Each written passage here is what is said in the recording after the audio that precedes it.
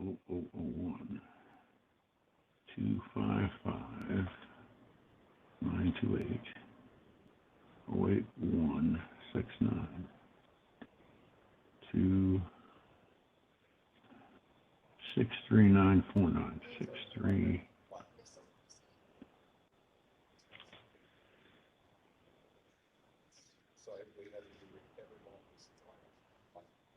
Hey Tanya, this is Macy. I'm in the room and I'm wondering if you guys can hear us online.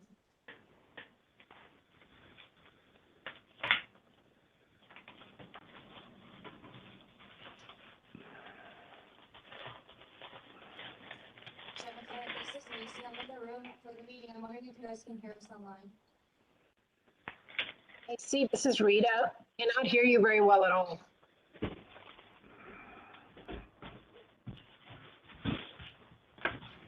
Did you hear me? This is Tanya. Rita, I hear you great. I don't know what's going on with caller in user 3. You choose Tanya, so you and I are both remote, I guess. It's about, Yeah, so I think remote people are hearing each other good.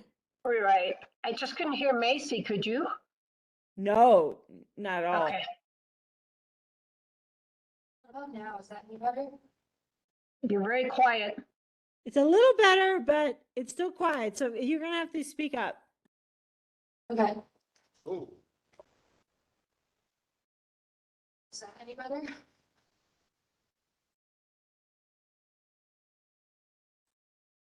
I mean, I can hear you.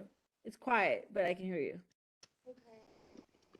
So we can always, it's Miranda, we can't always adjust the sound. I would just recommend people take a look at their sound on their end because there's not really much more we can do to adjust the sound for you. So I don't know if there's any, if anyone has sound settings, like they can increase their volume. Maybe need it.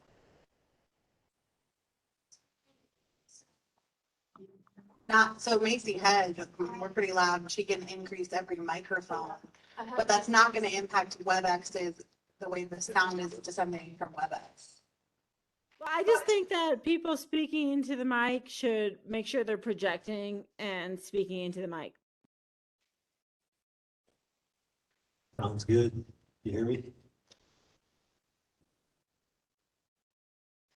Tommy, can you hear me? Still? Yeah, I hear you. So let's go ahead and call the meeting to order.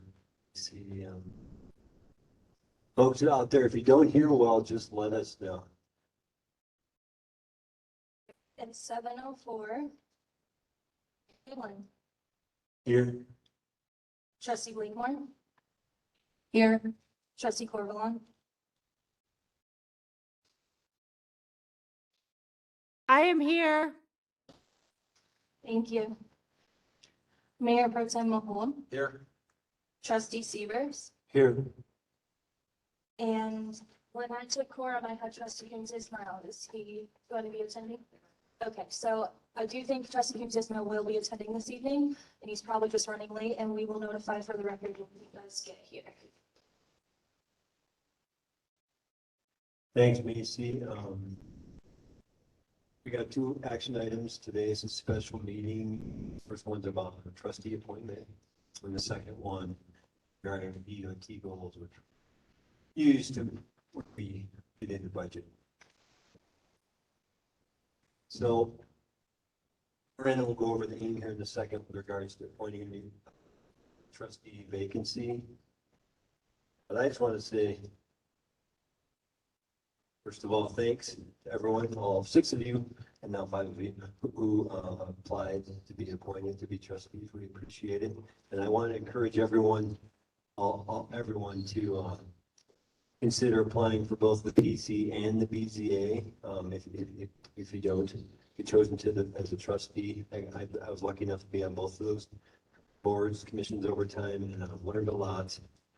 The PC meets about once a month. They usually dig into the code and rule on things and advise us, the BOT, on to do often on different special review use items and planned unit development issues. And then the BZA is, they meet less often than once a quarter. And both of those boards, commissions, don't always meet as scheduled if nothing's on the docket, but they're scheduled to meet once a quarter, and they are their own quasi judicial group that deals with most types of variances, and they're the final say. So on the BZA, it's interesting because it's much more judicial, and what they rule is doesn't come to the BZA. So I learned a lot on both, great people on both, so I recommend everyone apply to both, and we just extended the application periods because we hadn't clearly put it out there before, so it's extended now till October 19th, 5 o'clock. And Miranda, would you explain this applicant review and voting process? Yes, I would like to know for the record that trustee Coombs is here. So just a reminder, on August 7th, trustee Baumhofer had submitted his resignation, and the board of trustees needed to determine how you wanted to fill the vacancy. On September 13th, the board of trustees voted to fill the vacancy through appointment. We then released the requests for applications the following day with a due date of 5 o'clock on Friday, September 23rd. By that due date, we received 6 applications. Since then, David McElveen had indicated that he is no longer seeking, thank you, is no longer seeking appointment, and so now we have 5 applicants. My recommendation would be to allow each applicant to come forward and share with you why they're interested in serving on the board of trustees. You can then engage in back and forth communication and ask questions. Do that for each applicant. And then I would recommend opening public comment so people can comment on all 5 applicants. And you can do so in whatever order you choose. Okay, cool. So each applicant will speak, we'll have questions, and then we'll do public comment after all 5. Yes. Okay, that sounds great. Could I just request that public commenters direct their questions to us, BOT, rather than to each individual applicant? That sounds like a good request to me. Eric, just so you know, they're having a hard time hearing us unless we. Gotcha.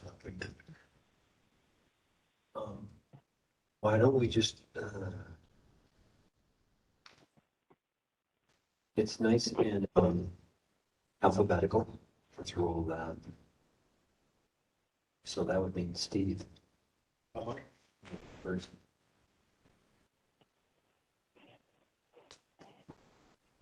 Hello, my name is Steve Seebeck. I am a resident here in Nederland, and I work over at Team Chat Sports. I've lived here in the area for about 9 years.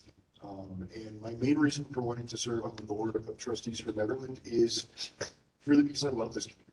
I see huge potential, and I see a somewhat precarious future ahead of us with some of the recent issues with the police department, with some of the budget concerns, with the way that our. I'm just going to move the camera so people can see you. Oh, gotcha. With the way that our town is growing and how I want to make sure some of that growth is in the best interest of the entire community. I have been in this process of this BOT position here now for several months. And in that time, I've gotten to know a lot of the players involved. I've gotten to know all of the different candidates to the last election. I've gotten to know Marshall Fine Loving. I've gotten to know a lot of the different people here in town. And if anything, that has reinforced my love for this community and my want to represent this community. I think that there is a segment of town that needs to be heard from in the workforce in this community, which I'm part of, in the renters of this community, which I'm unfortunately part of, and in the folks that would really love to make this place their permanent home, which I am definitely part of. If I'm elected to the board, as I've said time and time again, I will strive to bring unity to this community and to try and draw us all together towards a singular goal of making this community great, which is no matter what. And I think this is actually really one of the most wonderful things to see all these new names on the list. I think that's the thing that I always go back to with this town. All of us are in this room because we all love this community and we all want this place to thrive. My angle on it is, again, as a renter, as a worker, as a person that would love to make this their permanent home. I am in the outdoor industry, so that is an angle. I am an advocate for trails. I'm an advocate for getting people outside, for getting all of us outside, even the underprivileged in town. Love to see more programs to get some of the younger kids in town, some of the kids that don't have as many resources, bicycles and skis, and the ability to enjoy this community as much as all of us.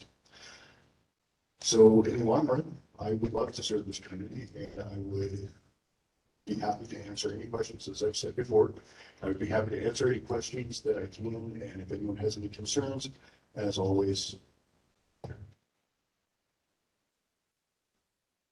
Thanks, Steve.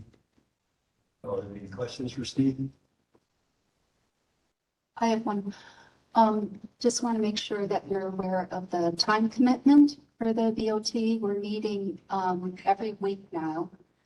And so that could be, we're trying to keep it to 3 hours every week. And then there's time outside of the meetings to prepare for the meetings. And then you're also a liaison to 2 different boards. So that's a couple more meetings, a month.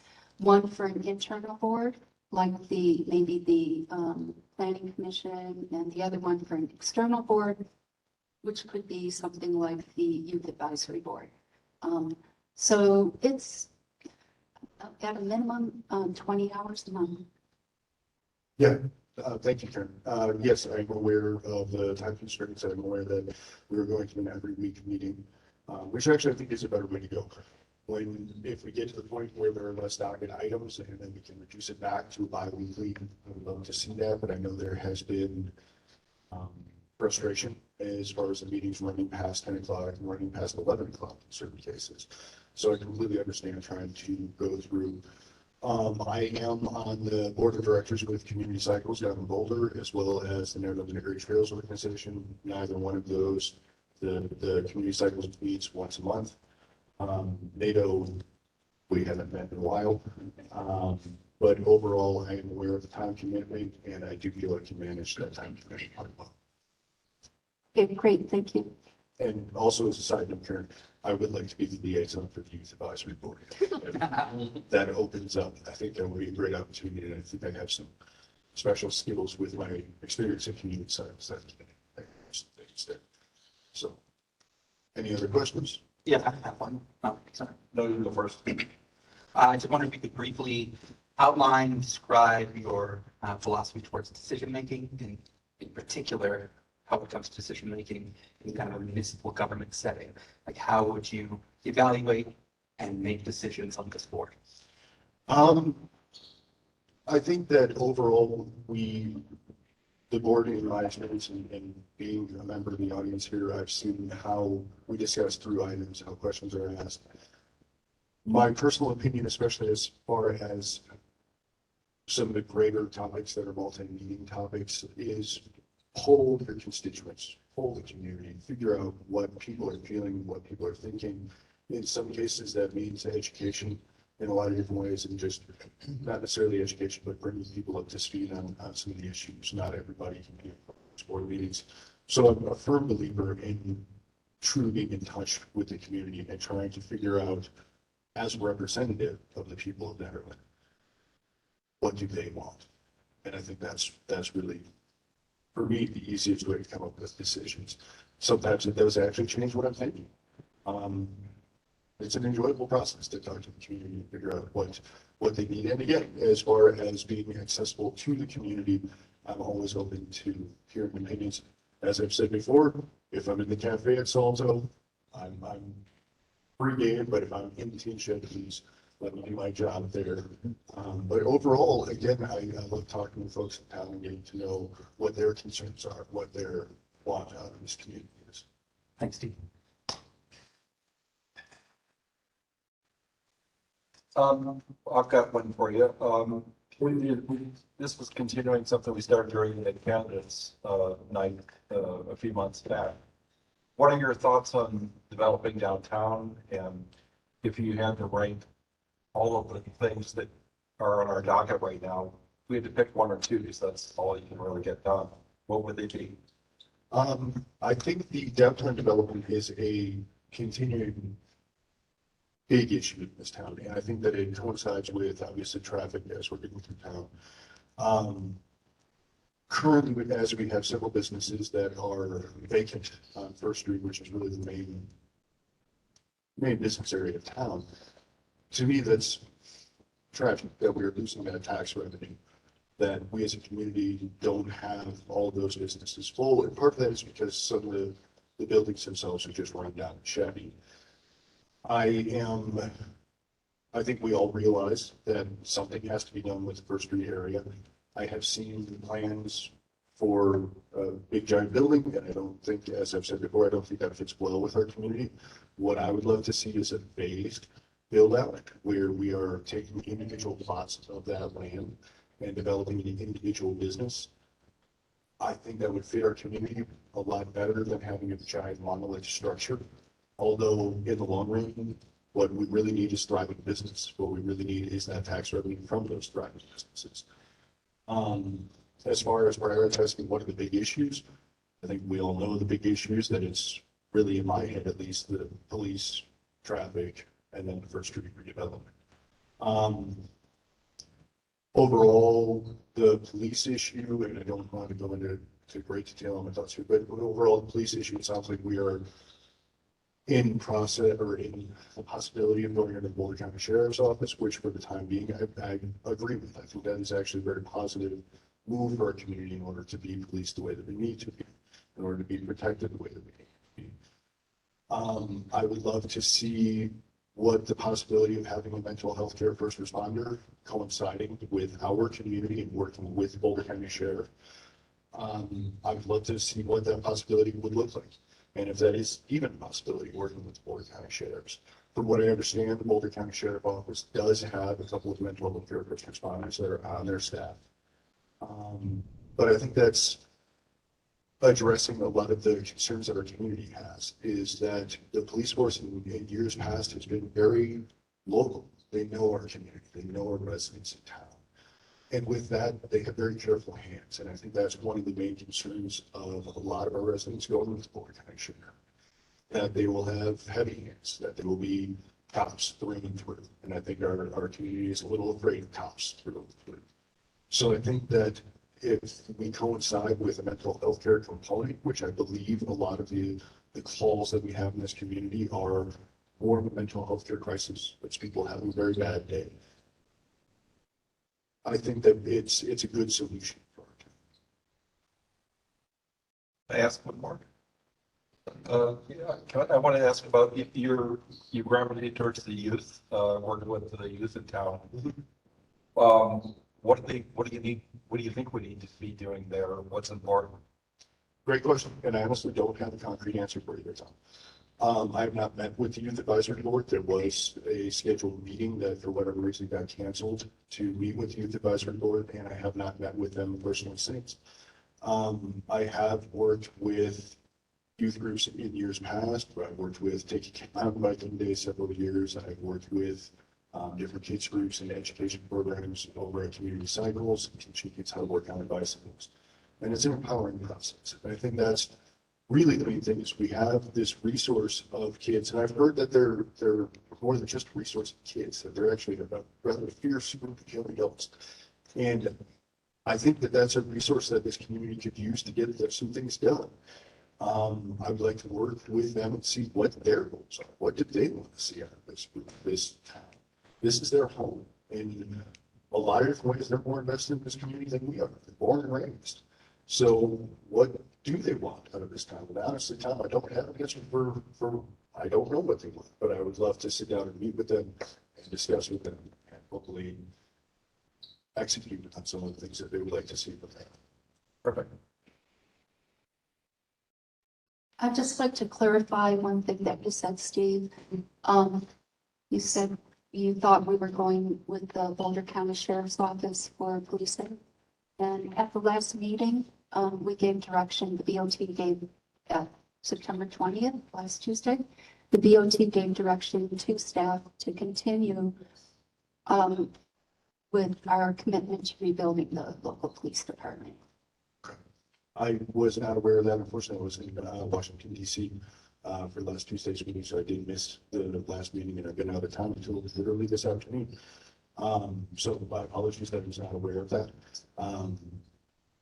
So that does change my answer a bit. That's fine. I wasn't concerned that you weren't aware. I just wanted to clarify for the public. Yes, no, if we do rebuild the Boulder or the Nederland Police Department, I think again, if we have a police department that is suited for our town, that's the most ideal situation. I don't think that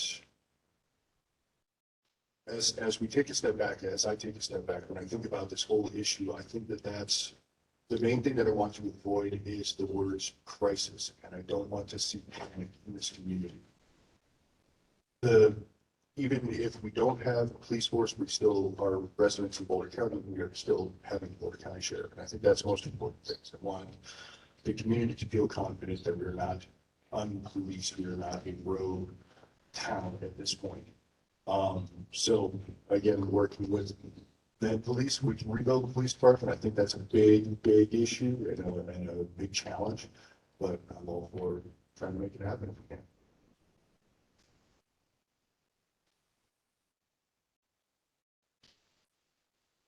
You have also Trustee Corbett online. Oh, thank you. I have a question.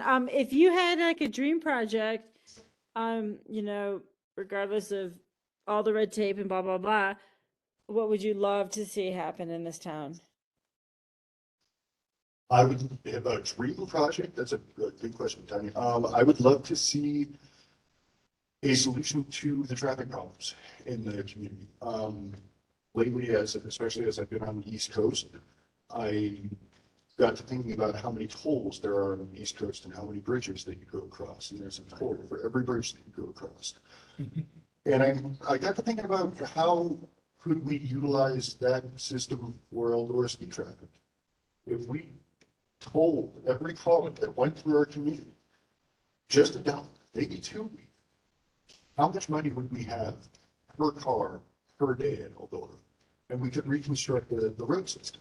I would love to see an expansion of roads so that you can drive through at any point in a year and any day, whether it's leaf year season, ski season, or a busy bike weekend, and have the ability to get through town without being frustrated. How we do that, I don't know. It would be phenomenal to come up with some sort of business loop if we could, in a dream world that we could get traffic to that's just going on the peak to peak to not have to congest our town. In an ideal world, we would have enough traffic infrastructure, enough road infrastructure that we wouldn't even have any traffic congestion. That alone, I think, would open up a lot of possibility of getting people, rather than being so frustrated that as they're coming through town, to actually stop in town and spend some money in our local businesses, and thereby of all of our local businesses and their tax revenue. And I think it would be awesome for all of us to not be frustrated as you're driving through town on a Saturday. But I don't get it. How would tolls make it less frustrating? Tolls would simply be a way to possibly build and have more funding for traffic. And also tolls, in my opinion, are a nice way to hopefully get people inspired to carpool or take public transportation to the ski area. Okay. Great question, Tanya, and great answer, Steve. That was fun. Thank you. So Steve, we just were granted funding for a transportation plan development. We will be looking at different ideas to reduce congestion as well as improve safety, improve air quality, and provide different modes of transportation. Yeah, I would love to see some sort of bike route associated with that as well. I think that would, obviously, my opinion is biased. I do sell bicycles for a living. But I also ride bicycles. I think it's pretty awesome to ride around town and go to the local restaurants. We are lacking some bike racks around some local businesses, and we are lacking some easy and safe ways to get to our local businesses. So I would love to see all those things happen.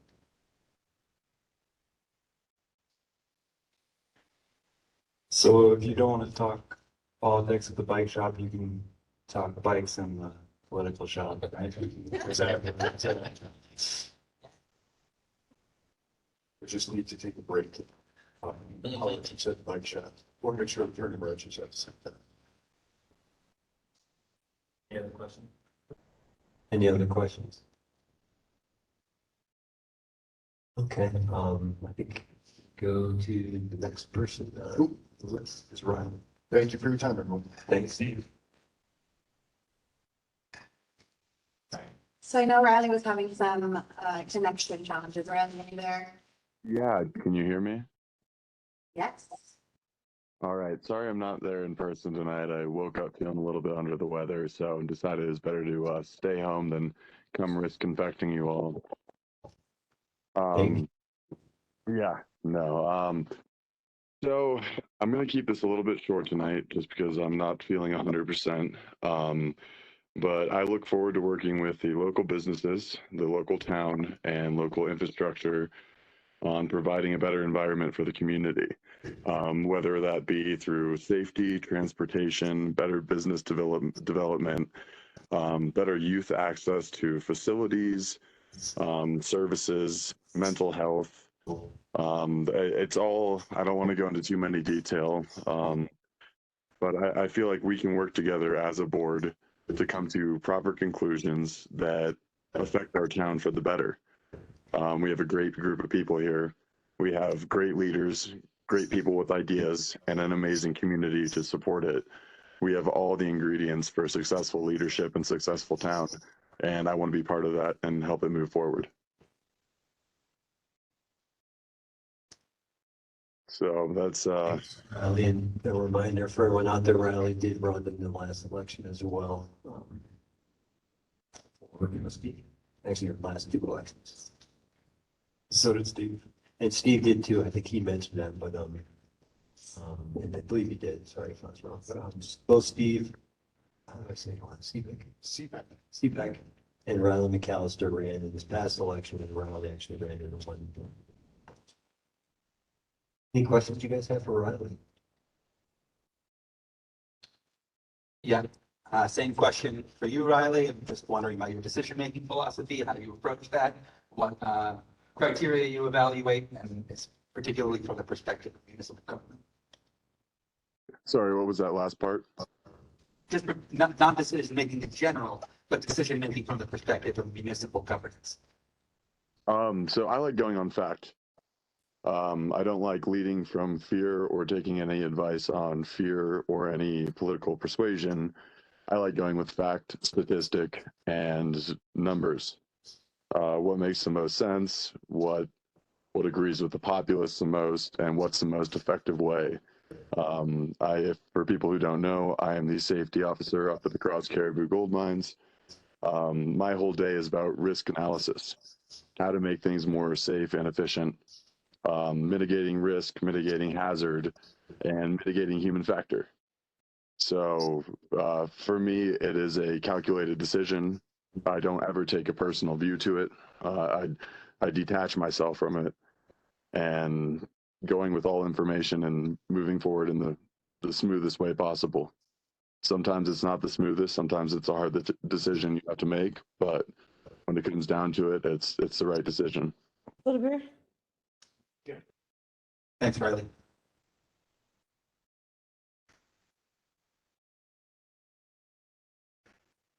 Anyone else have any questions for Riley? Tanya?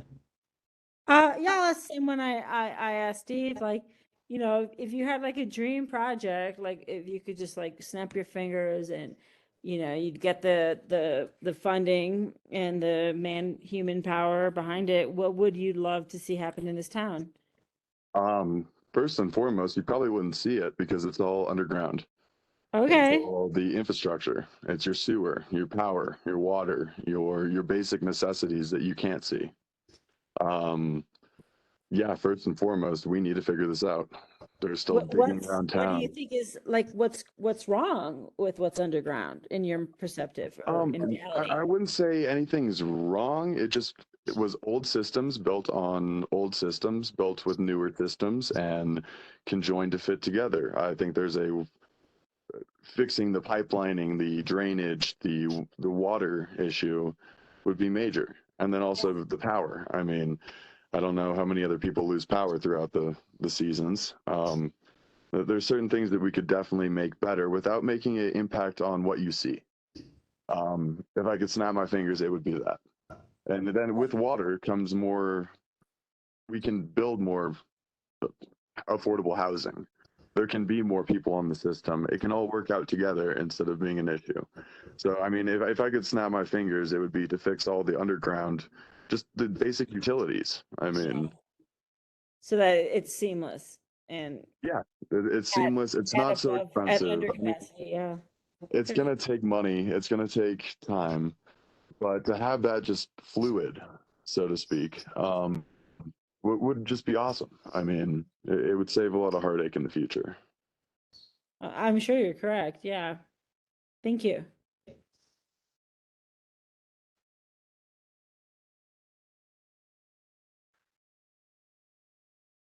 What will be the top 2 things you want to work on right away? It would be infrastructure and sustainability. So it goes hand in hand with our last question here. Our basic infrastructure, and to make sure the town can actually sustain the amount of people living here, the amount of traffic going through town, the amount of parking. I mean, it's a constant variable changing. So in an ideal world, those are the top 2 conflicts that I would like to achieve. Now, situational based is going to change every time. But how we're dealing with it is going to be improvement. And that's all we can hope to do is move forward. Thanks. Any other questions for Riley?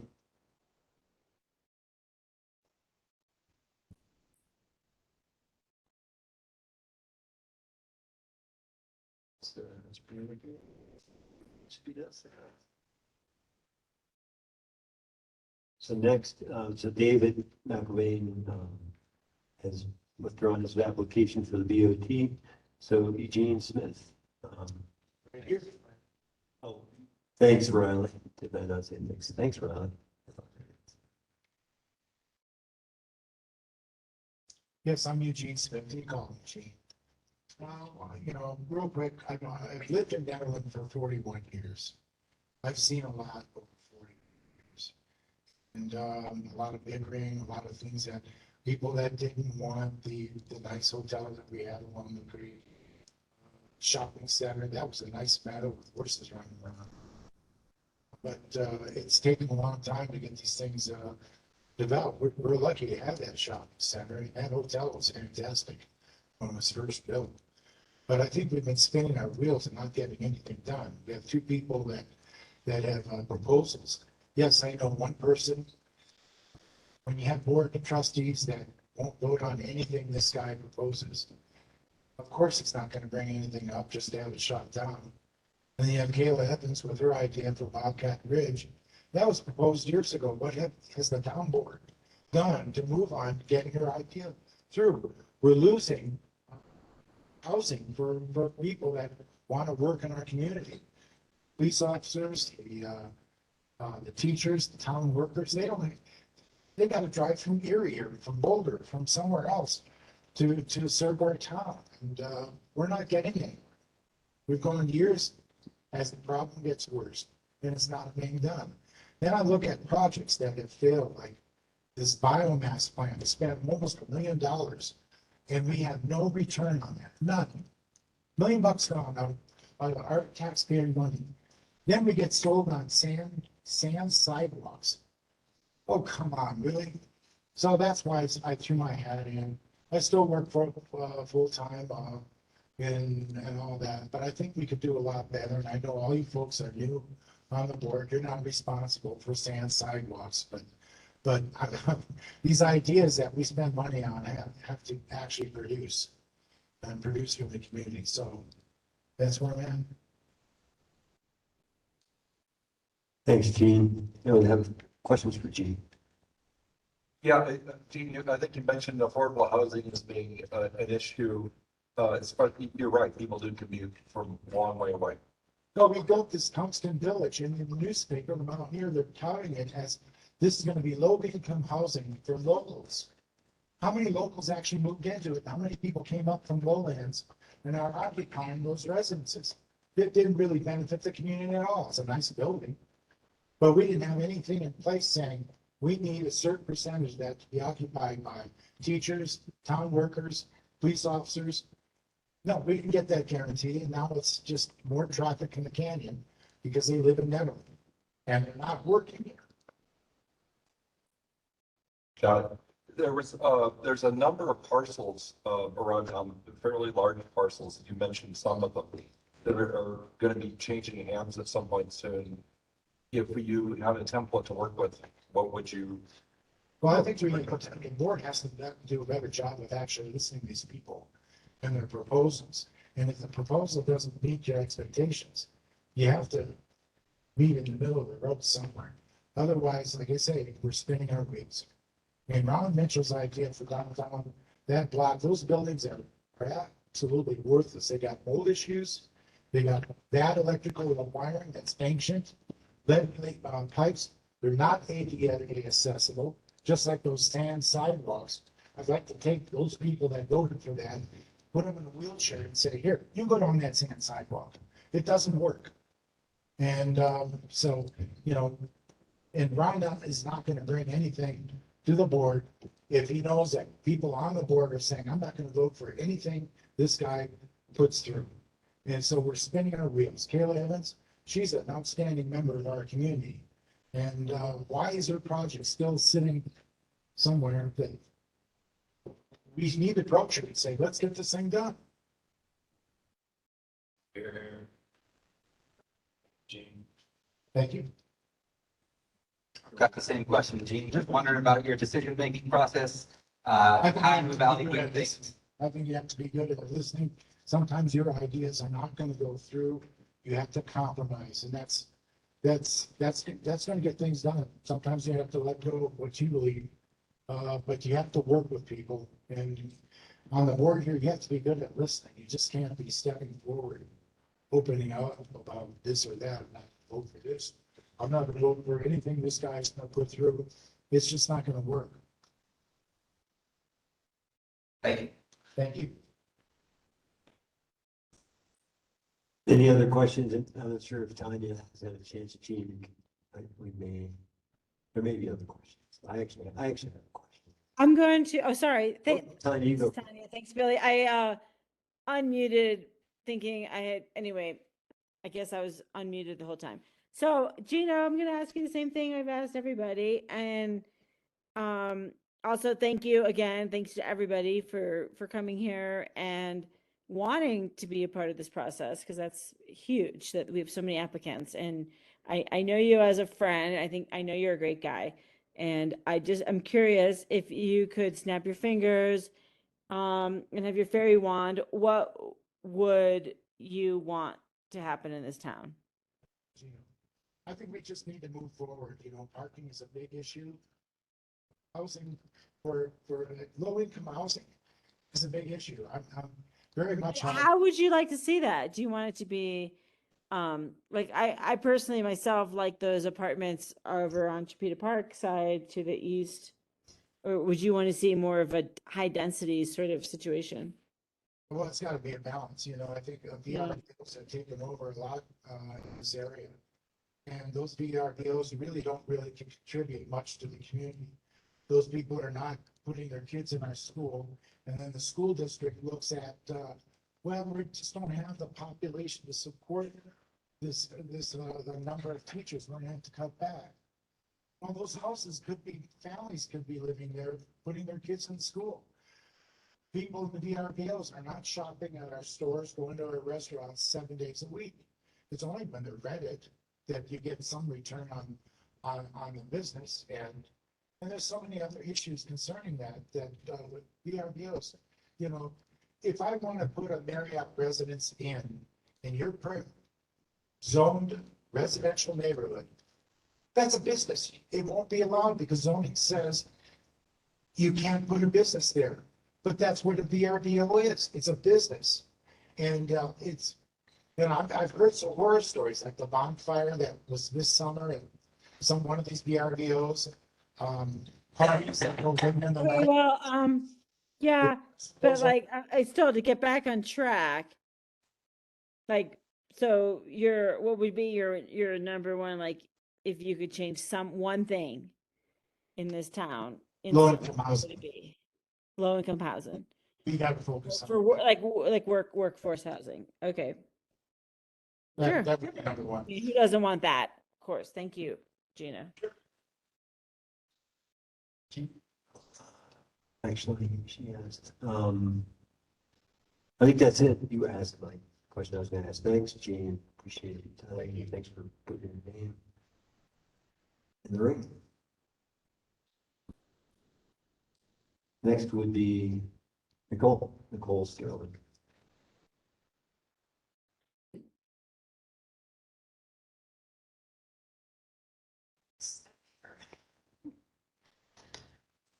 All right. Hello, Netherlands. My name is Nicole. I've been a resident here for almost 4 years. I have an 8-year-old in the elementary school, and I have 2 adult sons. My husband and I have a business together that he mostly manages, where we install vertical gardens here in Colorado and across the United States. You see my cover letter, you know I'm passionate about sustainability and small businesses. In my answers to your questions, I outlined that my highest priority was to make sure that we have a balanced budget if the tax proposals don't go through. I would also be focusing on bringing in other revenue streams, such as paid parking, or maybe even considering a tourism tax instead of a sales tax increase. These are very popular in Europe. I myself grew up in a small town. My mother worked for the sheriff's department, and my father was hired by the city police right out of the academy and worked his way up to the captain of the police force. I know firsthand the strong support needed for the local police so that they come home safely, which not all families experienced even in my small community. I personally am in strong support of your decision to keep our police department local. But besides living in a small town for most of my life, I bring other experiences that are helpful in this appointment. When people look at me and hear that I have a 20 and 23-year-old, they often respond to shock. Being pregnant at 18 invited awful, horrible comments from people in public. I was on various forms of assistance, and paying rent was hard. So I know and understand the issue of affordable housing. I know what it feels like to be shamed for living under the median income level. Offering affordable housing is an opportunity for folks like me to focus on work, on school, and their children so that they can continue to better themselves. It's a means towards economic growth, and it can help further efforts towards diversity, equity, and inclusion. And those 2 little boys who were whose mother was on public assistance are now in college. And they called their mama every week, okay? But like then, today, I'm a voracious learner. And this is why my career, it started in the nonprofits and applying for grants, and then went to HR and sales and marketing, and now operations and finance. I directly managed 10 people, 30 people indirectly, and projects that are worth millions of dollars. So the way I see it is that we all kind of have an opportunity. I understand that there were people who ran previously and got a lot of votes, and thank you for doing that.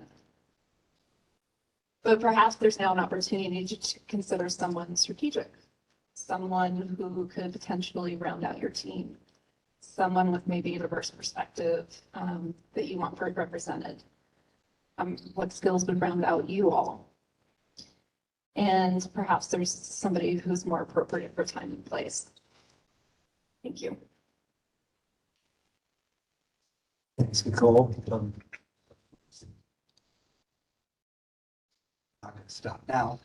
Decision-making.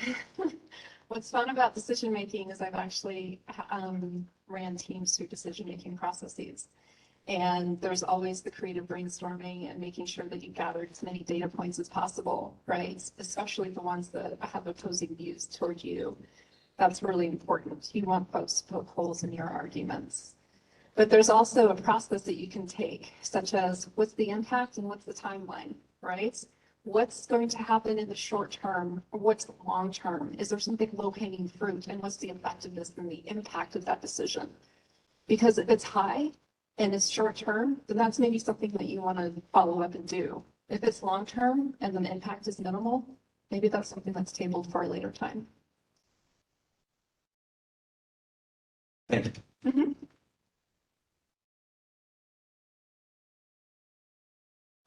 Thanks for applying. Tanya, I'm gonna ask a question if that's all right. Of course. So, in a parallel universe, I could see me being standing where you're standing, asking for appointment, and you sitting right here where I'm sitting. So, how come you didn't run in the election? I love your candidacy, and you bring some really great strengths to the table. I thought about it. Honestly, I did. And I talked myself out of it and thought, I'll do it the next time. And then this popped up. And I thought, what is going on? Is this a sign? Is this a sign that I need to kick my own butt and throw my hat in the ring? Yes. And so that's why I'm here now.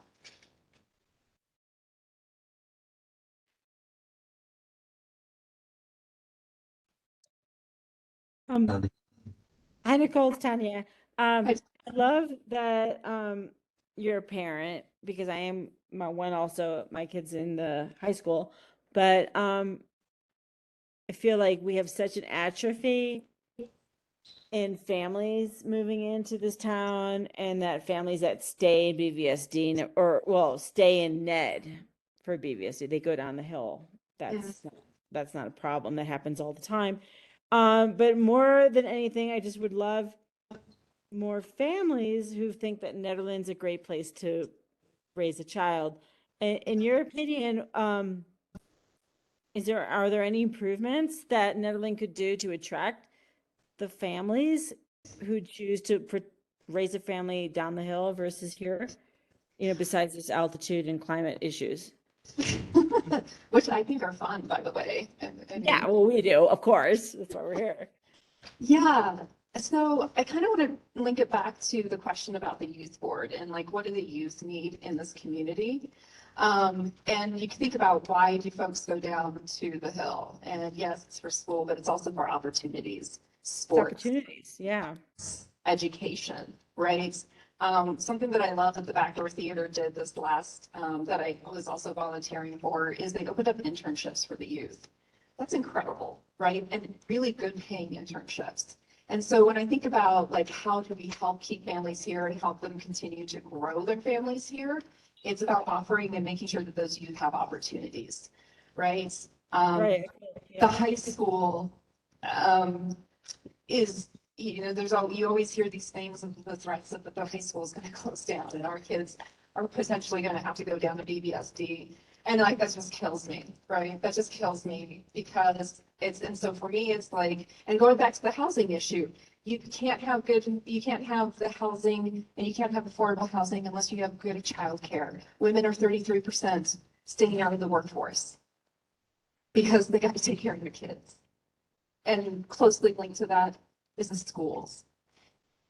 And so thinking through how we're going to keep those families here is we got to look at those schools and those opportunities for youth. Sorry. Do you think it's the infant care where it starts? I mean, we have good preschools. I don't know if it's full. I know we merged into two we had two when I was a kid, when my kid was a kid. Sorry.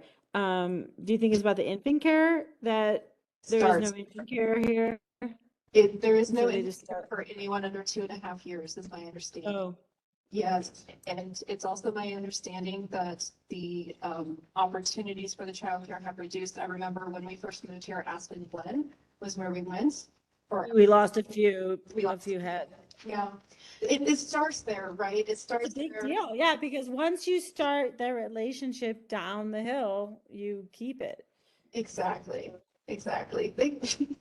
I mean, I just personally, and I know we're off topic, but I just want to keep families in Netherlands, and I don't know how to do it, you know, but I appreciate you. Thank you.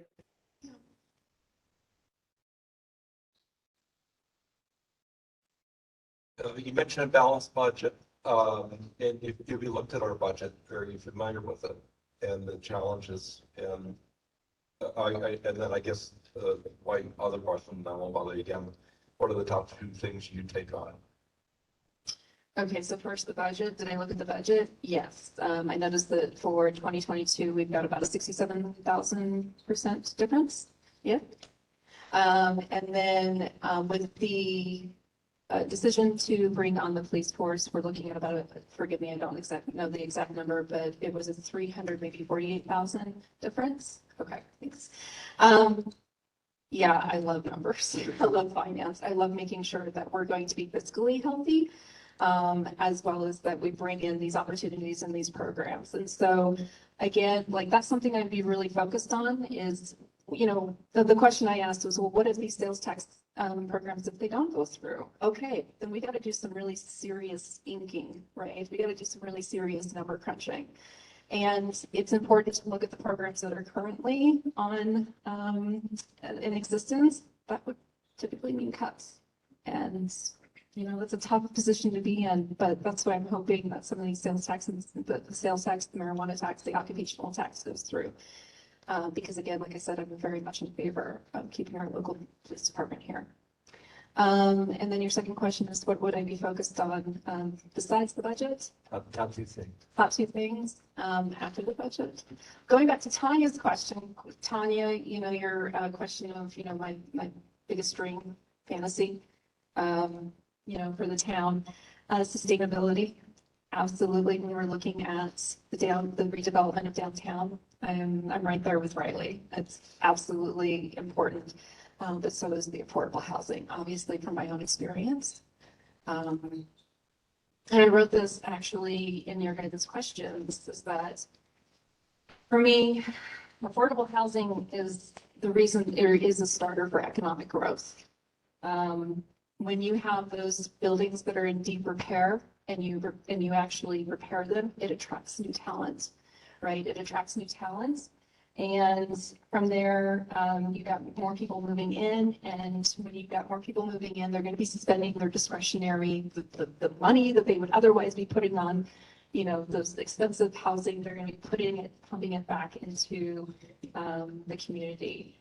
And it's also an opportunity for that diversity, equity, and inclusion, and you know, making sure that there's that mixed affordable housing. So it's affordable housing mixed in with market rate housing. And that's how you kind of bring everyone up, right? That's an important piece in looking at those ratios. And then also making sure that once we have the workers here and we've got that affordable housing, it'll bring in more of those employers and those businesses. Potentially in tech, light industrial or tech. I work in tech right now, and so it's close to my heart. I know what they're looking for. But again, it's looking at also not just the ratios and the type of businesses coming in, but also to make sure that those build outs are fiscally viable, right? We can't have build outs that cost the city millions of dollars. We need to be fiscally responsible with that as well.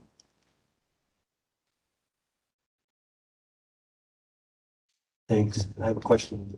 What is the tourism tax and how does it work? Yeah, so in Europe, this is something that's been popularized because Europe receives a lot of people. And it can, you know, we already have the occupational tax that's going to be going from $2 to $4 if it's approved by the voters. But other cities, like in Europe, will also have potentially a tax that is for tourists, and it's exempt for locals. And, you know, various places do it differently. You know, if you show your driver's license, or they have automatic discounts or whatnot, or it's a sticker that comes out in your water bill. You know, there's various ways that can happen, but it allows locals to become exempt from that. So the burden doesn't fall on them, but it falls on the visitors, or, you know, and actually you had suggested, Steve, you know, a toll. Well, there are actually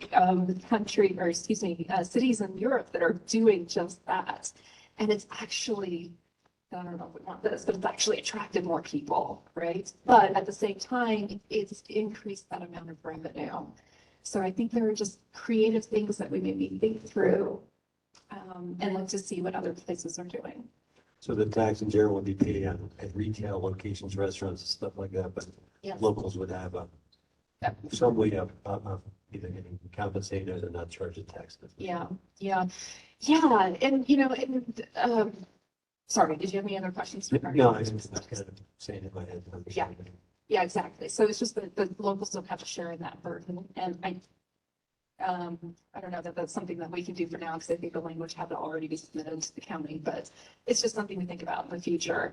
The other thing, you know, something that's interesting, Winter Park and also Breckenridge, for their housing crisis, have started to pay homeowners to convert their short-term rentals into long-term rentals.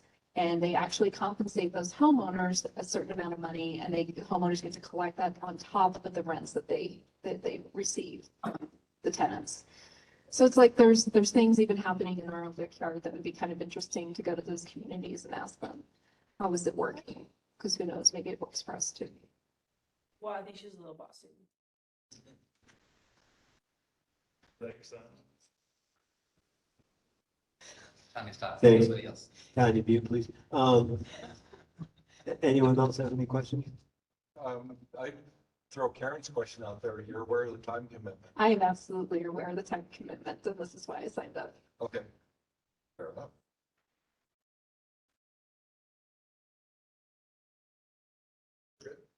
I think so. Thanks, Cole. Appreciate it. Thank you. John Stevens with us today. So I don't see anyone online with that name. I do have 2 call-in users that I had to mute. So John, if that's you, you'll need to press *6 to come off of mute.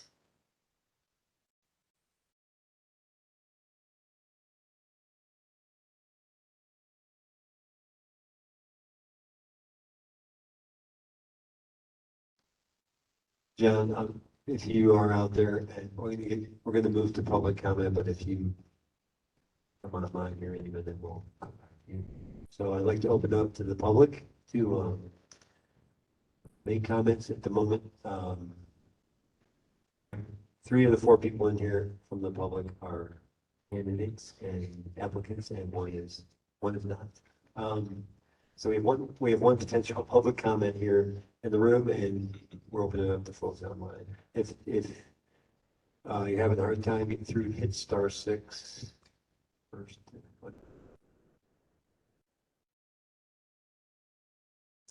Kathleen Chipai.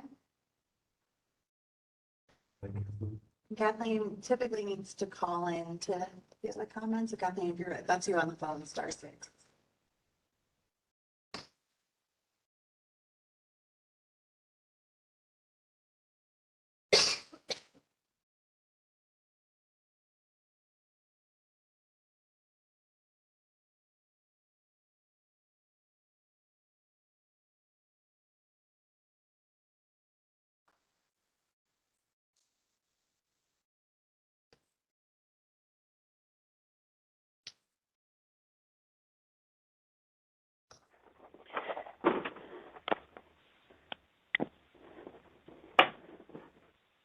Hello? We can hear you. Are you guys ready for public comment? Yeah, we can hear you now. Go ahead, Kathleen. Okay, Kathleen Chipai, 31-year resident and 19-year business owner. I'm speaking 2 different parts on this. Number 1, I want to say I support Riley. He's the only person who's been attending the BOT meeting since last year. He's been up on the town issues. He ran in the April 2022 election, and he got 150 votes, and no one else who is applying right now did. per section 2-4 of the NMC, he should have an elected seat. He did not sue the town over the discrepancy or the concerns or whatever the town's arguments are that 2-4 doesn't apply. And he again ran in the most recent election. Town is currently in court over the April general election, arguing that the plain words of Section 2-4 do not mean what they say. Town also argued that the candidates in the April election, or the candidate who is suing over the April election, had no standing. The judge ruled the candidate most certainly had standing, and from my understanding, the town is now awaiting the judge's decision on their motion to dismiss that lawsuit. But at the standing hearing that I attended, the judge voiced concern over violations to the candidate's First Amendment rights, considering what Section 2-4's plain language actually says. And the judge did feel that it needed to be clarified, because what it says right now means that Riley should be on the board right now. So the judge, since the judge hasn't ruled on the plain language just yet, I think Riley, who in my opinion should be already on the board, should now be appointed to prevent any further possible constitutional violations. Secondly, I would support Eugene and everything that Eugene said tonight, and I know that he knows the community, he knows the history of the community, and most importantly, he's willing to compromise to get things moving. We're just at a standstill all the time, kicking the can down the road. Thirdly, I would support Nicole, who I do not know, but I'm saying that based on what I read in the letter of public comment support for Nicole in the packet, and after what she just said now, I feel even better, and I mostly appreciate her understanding of small business and an economically sustainable town budget being somewhat of a priority. And then I want to say I'm completely against Steve being appointed, because two reasons. When he was part of NATO, he still is, but when he was part of NATO, NATO was part of the Chris Peltier, Dallas Masters, and Chris Larson. Steve wanted to put in a bike pump track in the limited and protected flat land in the Gershio Ballpark. He didn't seem to understand the land was protected for festivals or other community activities. He didn't seem to care that festivals would be displaced, or that fiasco was the reason we lost NedFest, a 20-year event that brought an economic boost upwards of $600,000 to the community.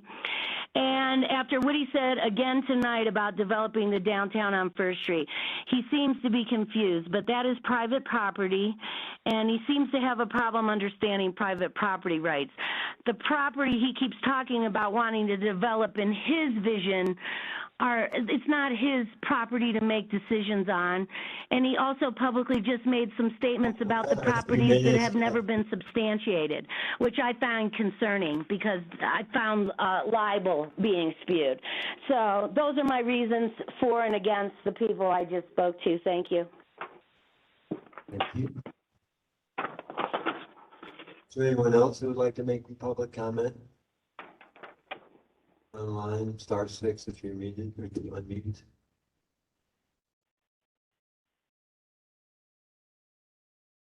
Hi, can you hear me? Yes. Hi, Barbara Hart, 245 Apollo Drive, Blackhawk. I'm here tonight as a longtime local resident, 36 years, and not as the newspaper. First, I wanted to thank all of the applicants for stepping up to fill the trustee seat, and thank everyone that turned in their information for profiles. I realized it was a super fast turnaround. I've had the pleasure of meeting almost all of the applicants, and I want to say I appreciate all the thoughtfulness you bring to this conversation. It's a very important one for us.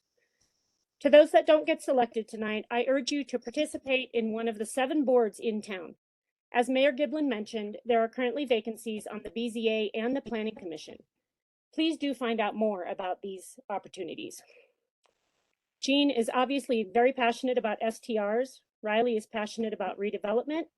Nicole is passionate about the budget. Steve is passionate about involving locals in the process of government. It's amazing to have all of these well-qualified people vying for the position.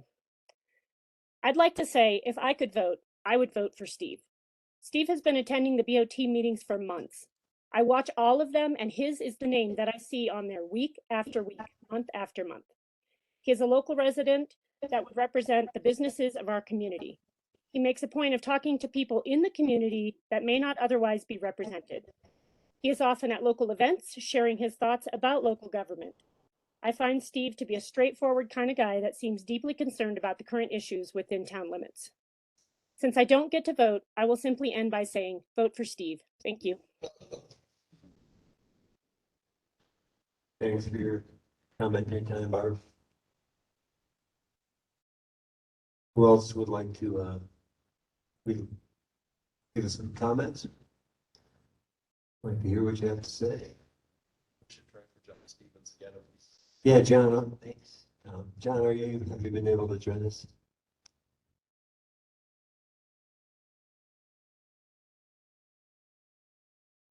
Okay. Anyone else wish to make a comment? So hearing none, and if you chime in here in the next minute or two, we'll come back to you, but you know, if you chime in because you're having technical difficulties, we'll give you a chance, we'll give you a talk, but if not, we'll come back. Hearing none, we're gonna close the public comment process. Assuming everyone talked wanted to, and bring it back to the board.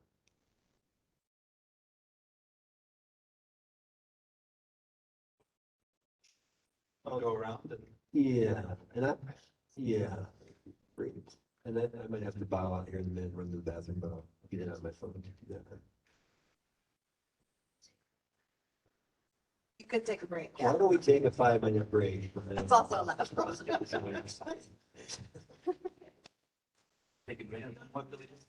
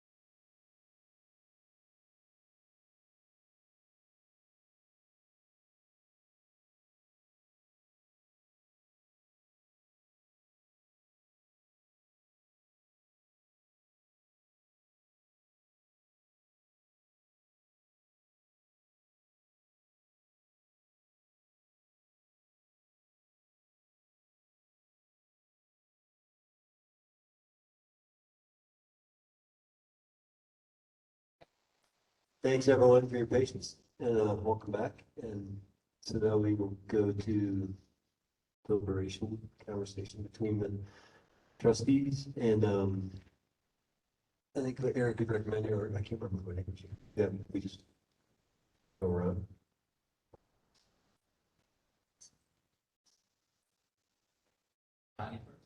Tanya, would you like to go first? I'm here. I want to share what you saw, what you heard, and what you're thinking. We're all going to share, talk about where we're at, what we heard so far, and then deliberate.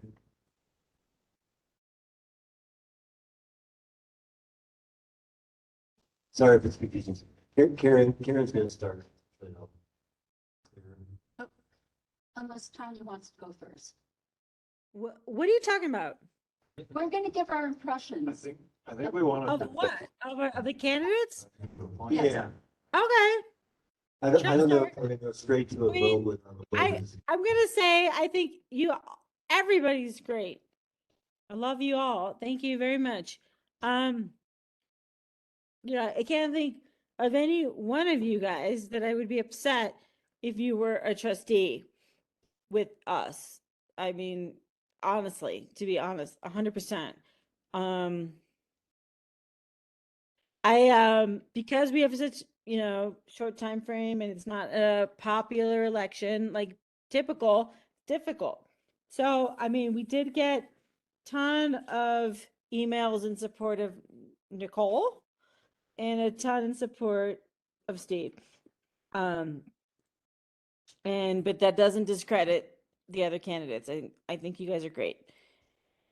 I am personally just to stay in line with how I've been throughout this entire summer. I'm going to go with the candidate that is next in line, which would be Steve. That's my personal preference, only because, well, he's a great guy, but because he has the votes, he was there in August, he set himself up and followed the procedure. So, but I want to say that I think everybody's great. So honestly, it's really tough. And I hate that we're in this position. I honestly do. I wish it were a popular election. And that's it. We can't do another one, like we just did one a month ago. So it's just, this is what has to happen. We've had a ton of votes that were 3-on-3, and it's just really important we get somebody in here ASAP. So thank you, everybody. Thanks, Tom.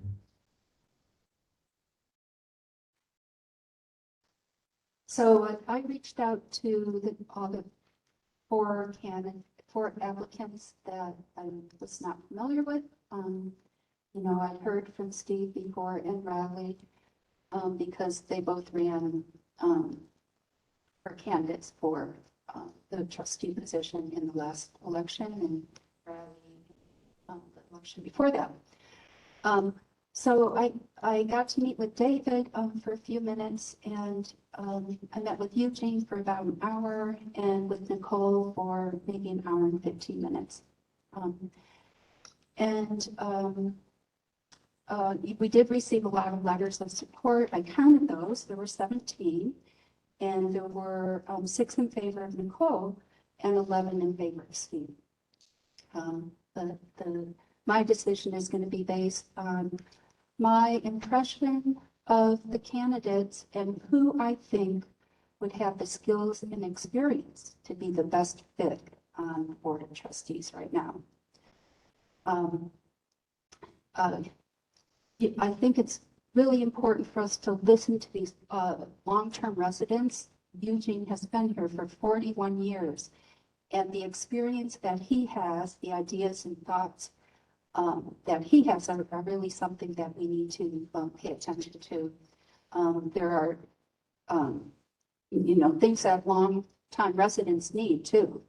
Folks that have moved here many years ago when the housing costs were, housing was a lot less expensive, and now we have property taxes that are a huge impact on them. So anyhow, I think it's important for us to listen to these residents who have been here a long time, like Gene. And I appreciate that he could meet with me today. Now, Nicole, I feel she has the experience she has that I think she could bring to our team is her business experience, her experience with finance, with grants, and the research that she does. I think my impression is that her decisions will be based on evidence. And this is based on my communication with her, based on factual information and data. I found Nicole to be very open-minded, a really good listener, very inquisitive. I felt she was unbiased, empathetic, and also very motivated. So you can probably guess that my choice would be Nicole.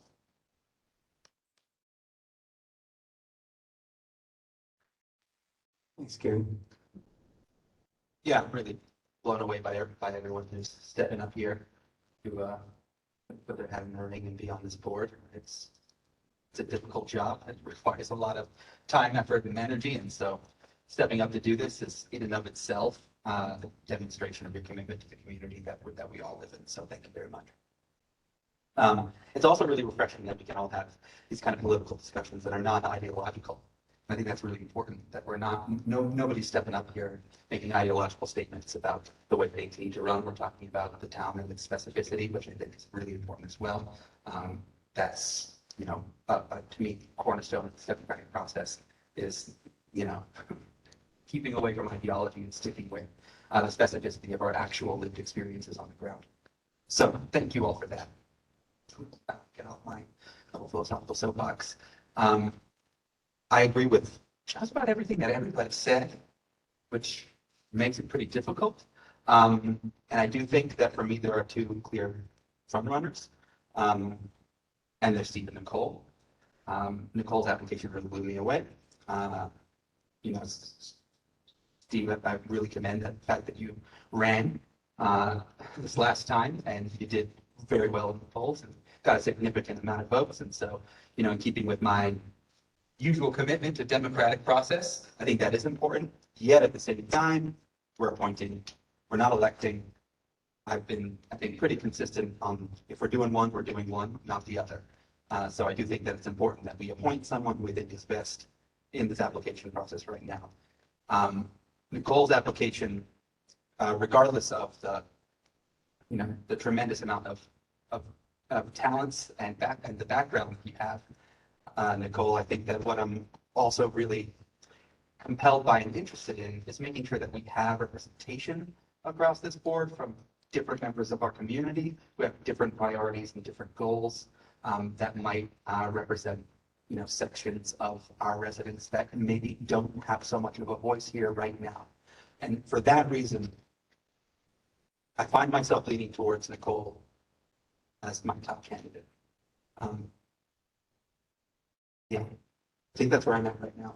But I would be very pleased if any of these folks ended up on board. Yeah, I just want to make it clear that I feel the same way about all the candidates. I could work with any one of them, and I think they'd all really have a lot to contribute and would do a wonderful job. But I have the one that I think would be the best fit right now. Thanks, Karen. Thanks, Karen. Your turn. Okay. Yeah, I just want to say thanks so much, Steve and Nicole and Jean and Riley and John, for applying.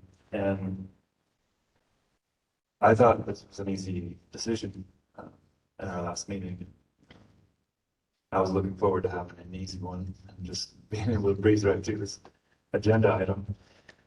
And it was all Steve. I've been wearing the Vote for Steve shirt and celebrating that internally, just knowing. So Okay, before I go on much further, I just want to say how about, oh, sorry, I'm gather my thoughts. You made me go when I was in my turn. Gene, I really appreciated the things you said about getting things done and, you know, working with our locals who are making proposals right now. It's something that's really dear to me as well. And, you know, when you were talking, I wanted to stand up and shout hallelujah. And I'm just feeling really moved by what you're saying and what you're bringing there and, you know, the spirit of it.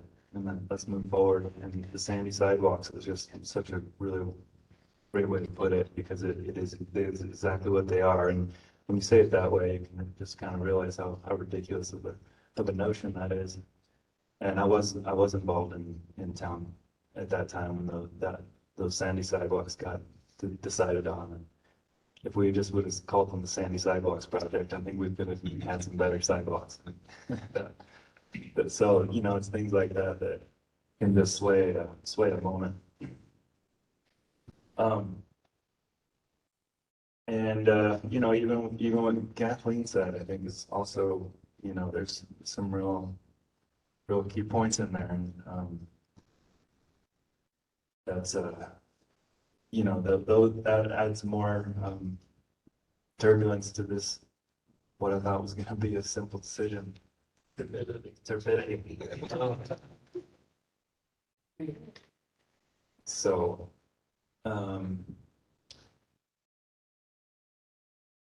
you know, I have been really looking forward to getting Steve on this board. I feel like for many reasons, for selfish reasons, because I think Steve would be an ally to me and some of the things that are most important to me, namely bikes and parks and you know, I really like the town poll notion. I felt like standing up and shouting hallelujah when you were saying that too. I mean, I didn't think of that, but I thought, you know, that's I like that idea, you know, and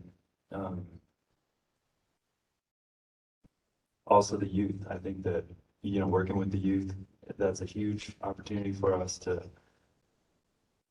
get some really great buy-in. I've felt drawn to work with the youth as well because I feel like those kids have so much potential and they are so invested in this community just by virtue of being born and raised here, as you said, or, you know, even if they weren't born here, they're being raised here. I have 2 kids now, and I think that's since becoming a parent, I now feel like a local. You know, been here 10 years and I've lived more of my life elsewhere, but because I have my kids here now, it's like putting my roots down. And you know, I want to capture this this moment and this opportunity that we have to bring in these great minds, you guys. And I mentioned Tom that let's so I'm really compelled by Nicole as well, and you compliment me in a way that I think would be healthy for.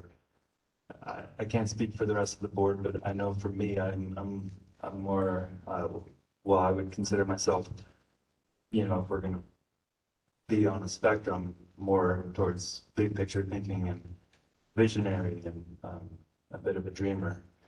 And you know, I'm prone to inspiration and getting excited about ideas and I do love numbers, but I don't love numbers the way you love numbers. And that's something that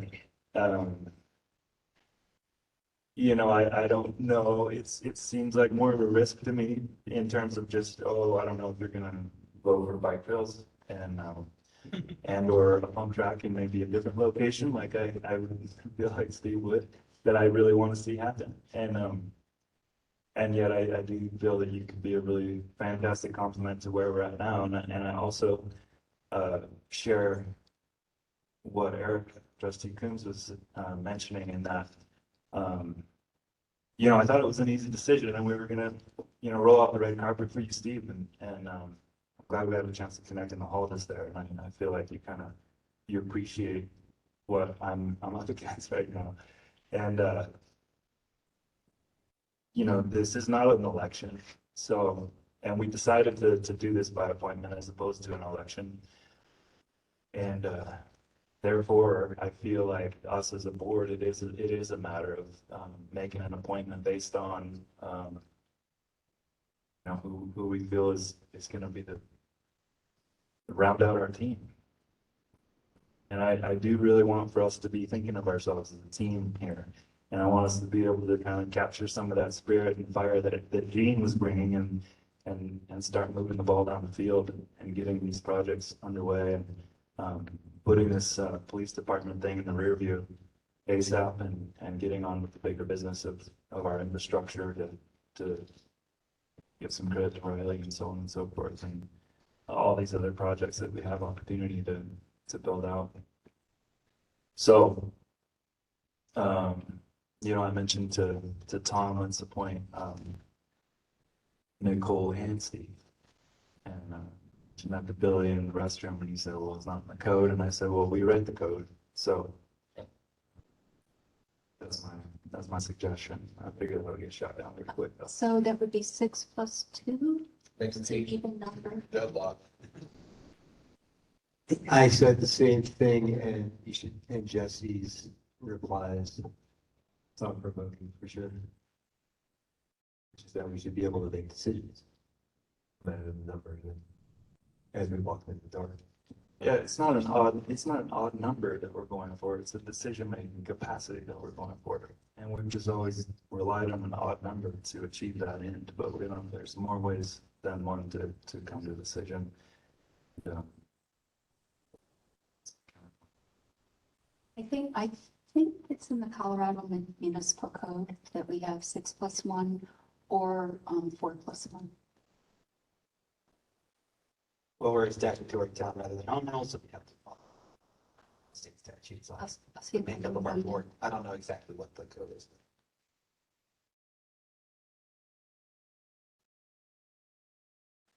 Thanks, Jessica. Okay, let's mentally go back to April. There was a time we had a different board when we weren't sure we were going to be able to field enough candidates. We had one unopposed mayor and not enough people who wanted to be trustees. It was really, really a bad time. So this is very refreshing. And my first thought is the way I could really resolve things is just resign and give it to somebody more deserving. I'm glad you said it because I've been a big hand of it myself. But I think I go back to what Jesse was talking about, the importance of team cohesion. With this board, I think cohesion is going to be super important to get things done. I just jotted down things that are most important to me. I think are probably most important to all of us, because that's going to be my framework for making a decision. Family, schools, and safety at the top. Fiscal responsibility right up there. I mean, I've heard we've thrown some things around saying, oh, we'll just fund stuff and maybe it'll work, maybe it won't. Well, they're really expensive decisions that we've got some disagreement on, and they're big chips decisions. But fiscal responsibility is up there. Building a solid and compelling business community, big deal. If we're going to have families, schools, and safety, we got to have a thriving business community. The ability to listen, evaluate, decide for all of us. And to do it wisely. That's my framework. Ironically, you guys, we're supposed to talk about our goals later still tonight. I think, we've done things shotgun. I think we need a compelling decision-making process to create a compelling vision of what we really, really want to do, because we can't do it all. We're just, we're volunteers, so I'm kind of torn right now, and that's where I'm at. Thanks, Tom. Yeah, it is. Thank you. I appreciate you saying it. So I want to thank everyone for applying. I want to thank Dave for withdrawing, because when he threw his name in the hat, I was really stumped leading into this, because I know him and his wife. She's got volunteer of the century in this town, and I think, I was at least had some relief when Dave would go on. And I appreciate everyone else putting their name in choosing into this process. And Gene, I appreciate your time here. I think I've been here only 6.5 years, but I've gotten to know a lot of, I lived across the mountains, Fraser for 2 decades, and I've gotten to know a lot of people here in the 6 years I've been here that have been here a long time and feel like they're not heard, and I do appreciate you voicing that, and us listening to you, listening to you. Appreciate your focus on housing. That's a big one for me, and our need to, I think nothing happens without places for people to live and thrive. So housing being a big one, and your mode of decision making to listen. I appreciate that. So thanks for what you bring here. And Riley, I appreciate that you've run the last 2 elections and got to know you a little bit in this last one, and I appreciate that you bring facts to decision making. You would bring facts, really looking at the facts as your basis. I'm ultimately my 2 folks I'm deciding between it are Steve and Nicole, and I'm doing you both. Probably Nicole, you a little longer, just peripherally through Aspen Grove with our kids in the same grade, and then more recently as our kids become friends more. And Steve through last fall fixing my relic of a bike so I could do a 100-mile ride, and in Utah, and then getting to know you really more this summer. So I've gotten to know you both in different ways, and appreciate that you're both running for this. I think Steve, some of the notes have come up that polling the community, really wondering, getting the community voice for decision making. I really like that.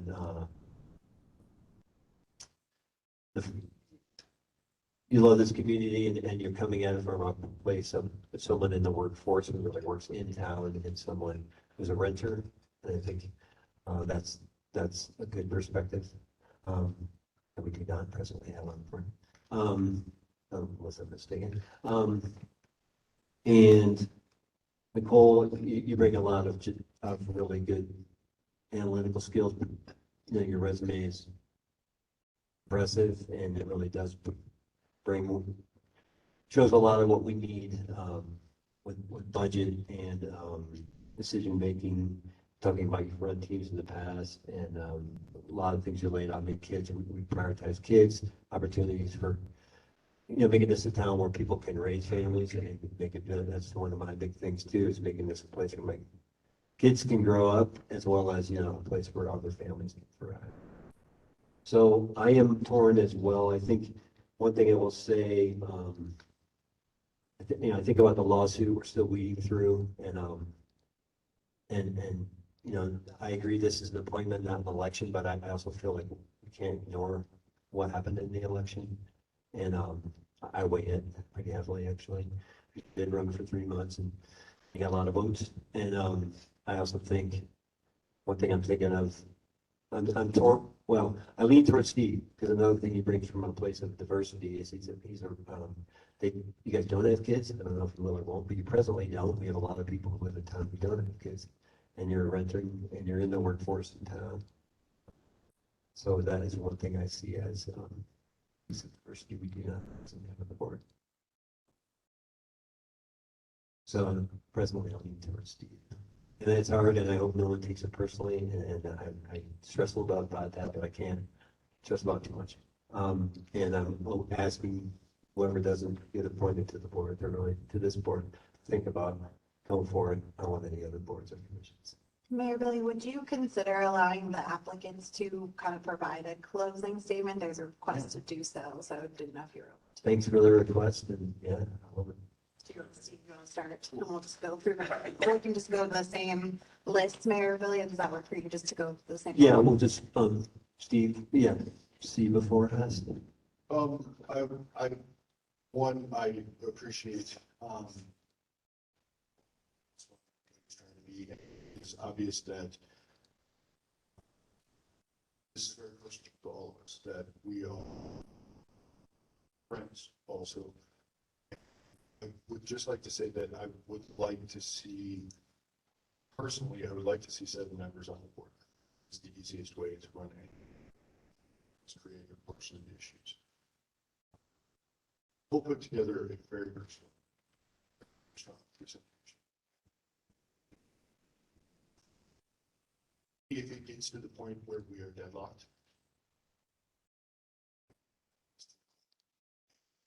then go for it, I think. But to move forward as a community, stop debating, stop the board. We need to start moving into some serious issues here. Yeah, the boards are open. Again, I go to the fact that there's a, I want to participate in this community. I think it's a great thing. So I think that if it comes down to 3 and 3, Cole and Steve, I will step down. Of course, just simply so.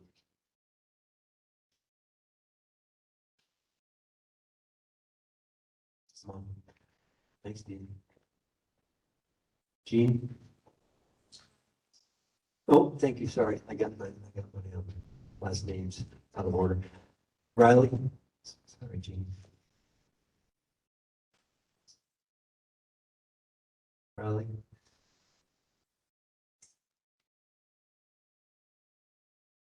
I assume you would have to do *6 unless he. Yeah. He's not on as he was before on his phone, so he may not be on. He's not Phil one. Okay, Gene. Sorry. Does anybody want to make a statement for Riley? Just kidding. Say most of the applicants are very well qualified for the position that's open. I won't be upset if I don't get it. And again, I'm going to be out there looking. I've ran for board of trustees before. Perhaps we wouldn't have had sandy sidewalks if I was on the board back then. But I want to point out one, just can't be looking at tax, especially sales tax, to solve our revenue problems, because a lot of the businesses in town are not open full time like they could be. They don't have the. So back to housing being a big issue. No, it's not a short-term answer to our problems. It's going to take time to get things built. But we got to pursue that direction instead of saying we're going to raise the sales tax. It's a bad direction to take. That's all I want to say. Thank you. Thank you. Thank you. Gene, whether you are appointed tonight to the trustees or not, I would ask you to consider joining the Peak Housing and Human Services Alliance Housing Subcommittee, because we need more people in it from Ned proper and more people who've been here for a while. There's a lot of good representation. I've been on it and I'm going to try to keep on it, but their focus is housing completely.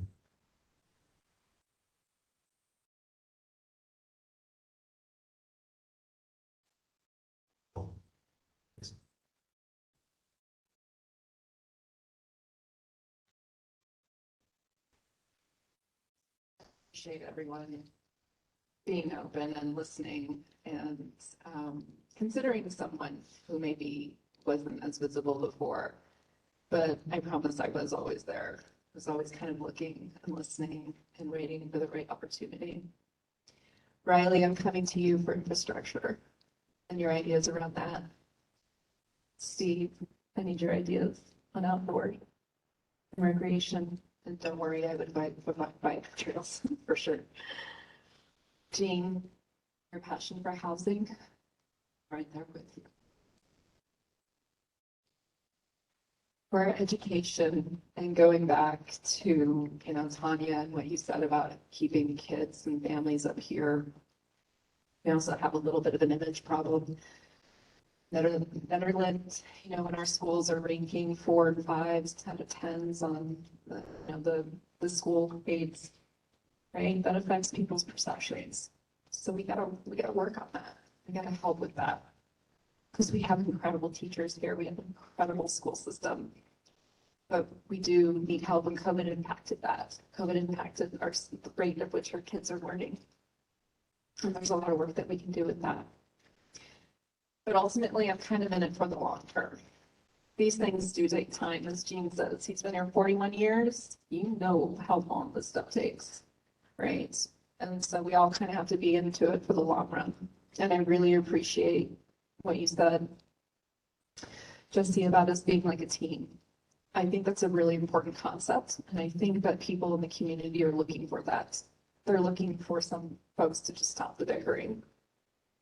We need to kind of heal from that. And I think it's really important that we approach that from a team mentality. We're in it together. We can have fierce debates. We're supposed to. But ultimately, are we making the right decisions, not from ego, but for the community? And it's really important.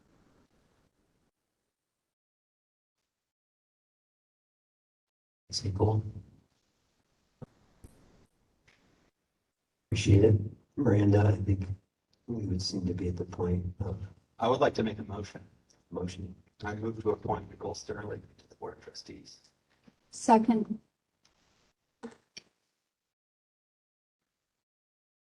Real quick, in that there's more than 2 people. Okay, I guess we're just voting on one person and then we go from there. Okay, great. So what is our process? I'm gonna ask Miranda, because this does definitely a little bit with regards to that, because I've kind of, yeah. Nice. Well, we have a motion. Right. And a second. Okay, so we have a motion on the floor to appoint Nicole Sterling to Board of Trustees in a second. At this point, you can have further discussion, but you do need to call for a vote. Anyone have anything they want to add or say?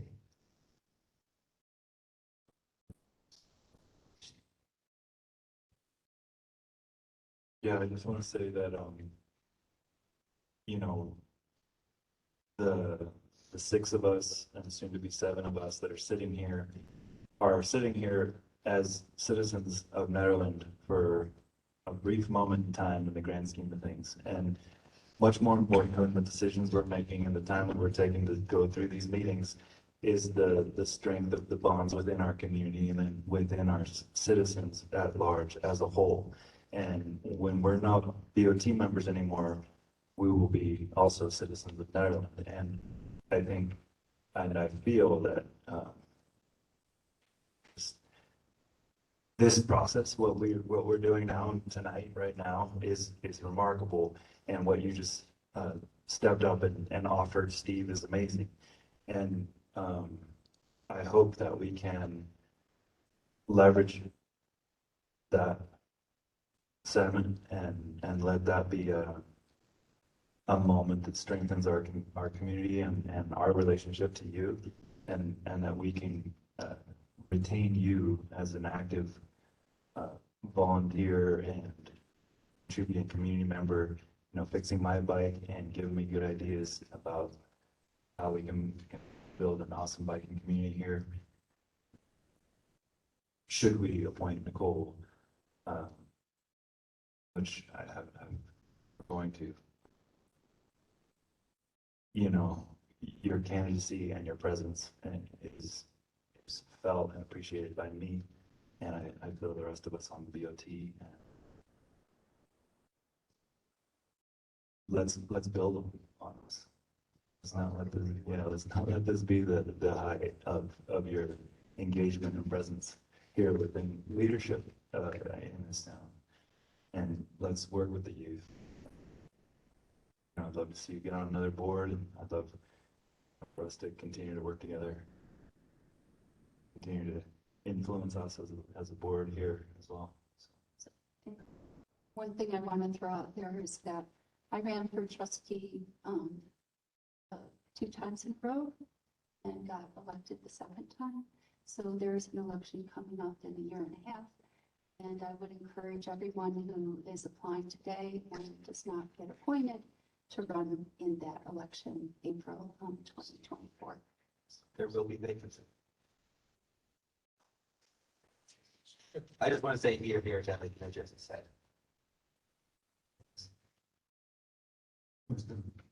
Anything else? Anyone else would like to say? Macy, no one. Trustee Blakemore, Yes. trustee Kings Ismail, Yes. Mayor Giblin, No. Which is a vote for Steve. trustee Severs, Yes. trustee Corvalon,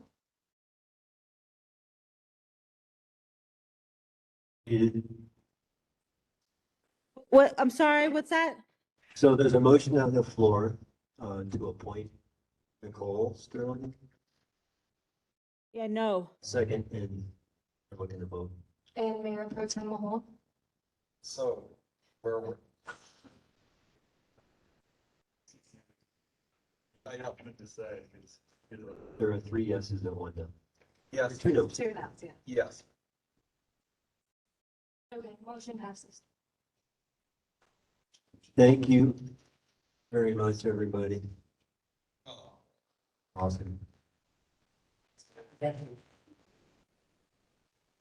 Okay, thanks for that question. And we were talking about when they came in, and actually Nicole and Steve heard this. Katie was here. No, she's missing. You can join us if you like. Any of you all are welcome to stay.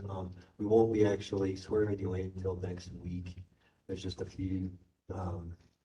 We'll prepare the resolution and then do the official oath. That also allows Nicole the opportunity if you wanted to bring any friends or family, Yeah. because this obviously took longer, so. And we could. Hey, you guys, I have to go. I have a situation here. Thank you. Bye. See ya. Take care. Good luck to you. Just a note for the record that trustee Corvalon left the meeting at 8:50. Wait, I'm back. I'm back. So am I to understand that now Nicole has been sworn in? Yeah, there was a Because vote. 3 people said yes and 3 said no, or what was the vote? Okay, yeah, so thanks, Tanya. So 4 people voted yes on the motion to appoint Nicole. Two voted no. Okay. So the decision And is. I just want to say that I think the DDA has a much better system where they put votes in to the director, which would be Miranda, and they just like text it into her. And I just think it's better. I just think this whole like the first person who puts the motion in, first person who jumps in and says, I vote to blah blah blah, instantly gets all the votes usually because I don't know, just Could have gone the other way. This one easily could have deadlocked. Yeah. what's that? Tom made, I think, the last minute decision to not deadlock. Okay. Great. Well, I mean, I'm great, whatever. I just, bye. I'm here, but I'm just like muting. I do think people do need to know, the public need to know how we voted. That's really important. It can't be silent. That's Right, I mean, the DDA does know that even under kind of a silent vote system, their votes aren't core requestable, and so at any point that information, but that is their preference, so. They do. I disagree with the secret votes. I disagree with complaints that don't have names on them. I disagree. I think that people, if they believe something, should put their hand up and forthright. So DEA has the right to do that. The planning commission does that too. Yes, that could happen with co-chairs. I guess as a board, we could decide to do a secret ballot. I don't even know if that's legal. I just think that when it gets set up in this way, and I've seen it in many, many like minor elections throughout the 2 years I've been here, where the first person who puts it out, where there's not like a whole lot of like like dispute against this person, it's obviously going to get pushed through. And I don't know if that would be the case if it were just an election. It pays to be the first person to put it out then. I mean, there was a big silence. Yeah, you gotta be the first person. You gotta be the fastest freaking gun here. There's Like, a, I there vote was for a, blah, there blah. was a nice Anytime. silence, and no one said a darn thing, so I made a motion. That's fine. I'm sorry, that's fine. I'm just saying that's how it works around here. So people get your voices ready and put your motions down, because as soon as you get down. Couldn't agree more. So, and it's up to us as members of the Board of Trustees to not be swayed by what the current motion is, to really vote according to our convictions. So if someone makes a motion and you don't agree with it, you can say no, or you can do a friendly amendment, or put another motion on the table.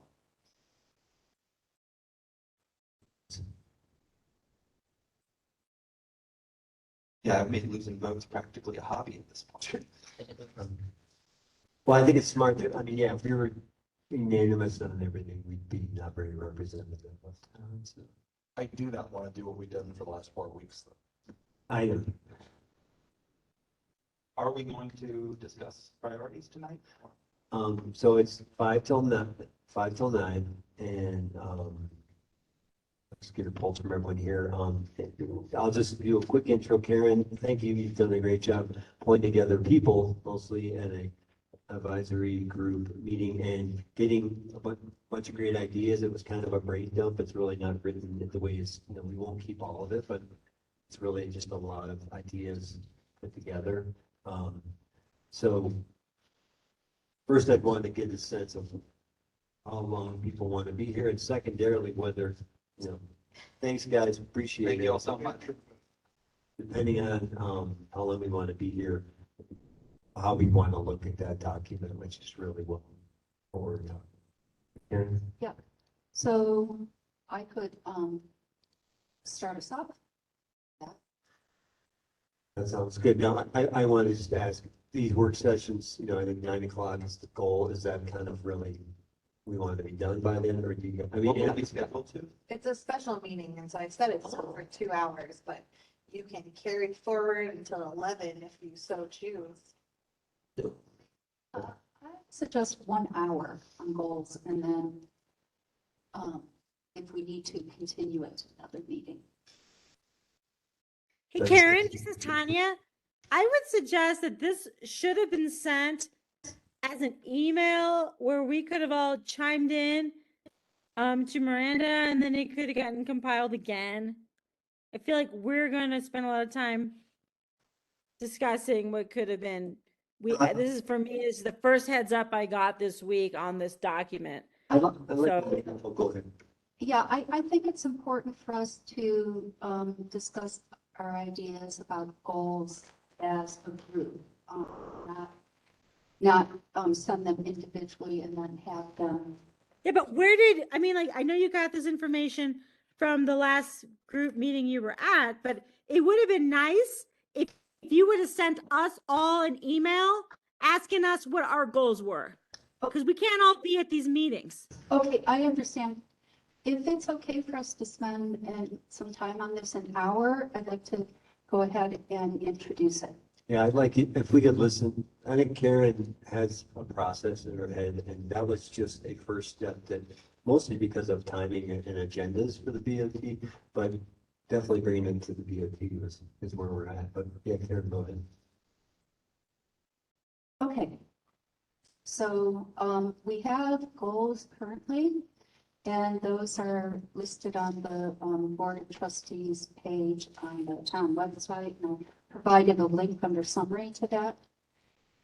Those were actually written in 2016, and the intent was that they would have a 2-year lifespan.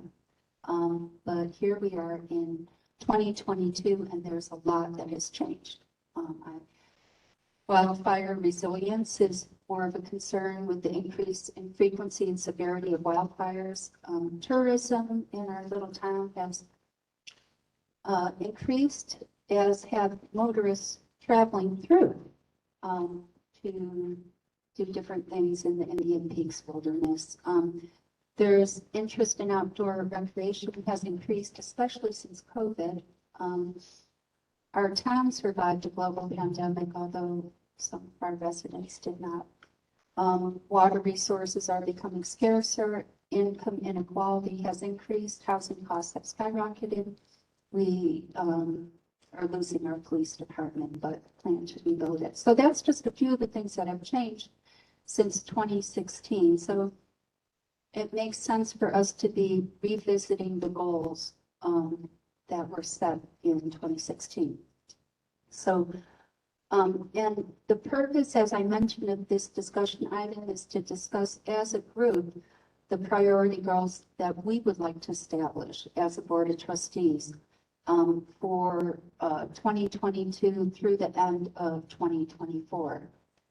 And then from our discussion, a resolution will be written, which will come back to the board of trustees as an action item at an upcoming BOT meeting. So the goals can be thought of as focus areas. They guide our decision-making, including budgetary decisions for the next 2 years, which is why I wanted to do this before we started working on the 2023 budget. Typically, what's done with Board of Trustees goals is that there'll be a retreat of the trustees and staff to work on establishing the priority goals for 2 years. But we didn't have the luxury of doing that this time because it's taken us a really long time to see the board. And so here we are getting ready for our budget discussions, and I think we need to decide on what our priorities are so we can make those budgetary decisions. So to get us started on the discussion, we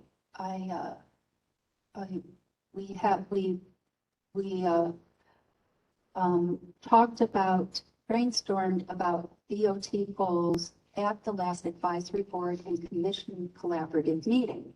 And I did invite everyone from all the different boards and commissions, including the Board of Trustees, to attend with information on what would be discussed. So I listed the different board members and staff that participated in the discussion.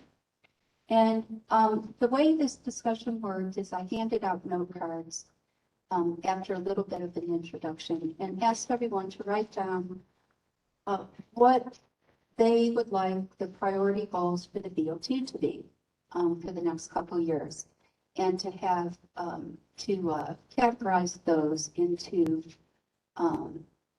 different areas. So, you know, they might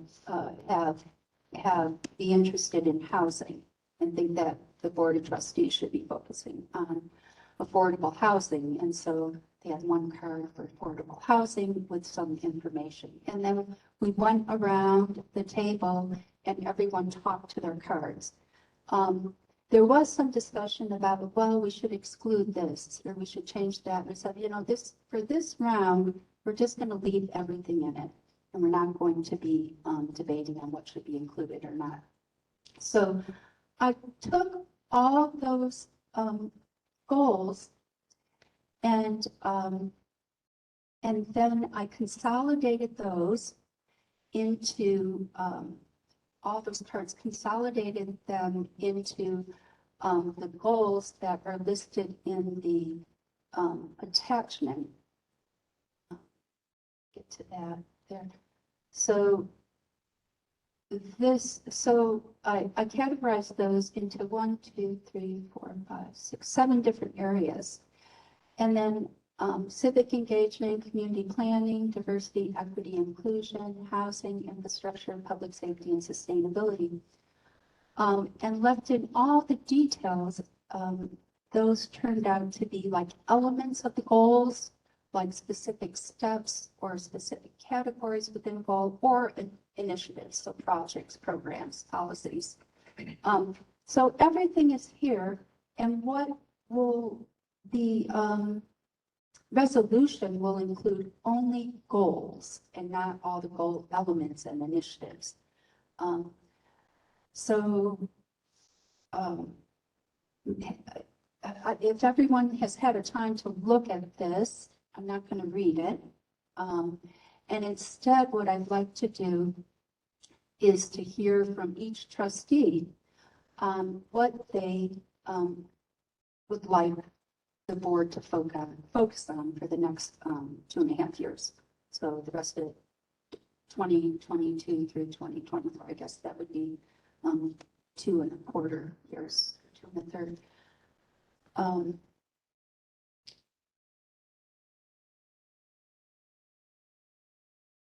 So our current goals are their housing, infrastructure, and economic sustainability. And you can see those are actually included here. We have a housing goal, we have an infrastructure goal, and the economic sustainability is wrapped up in the sustainability, which talks about social, economic, and environmental health.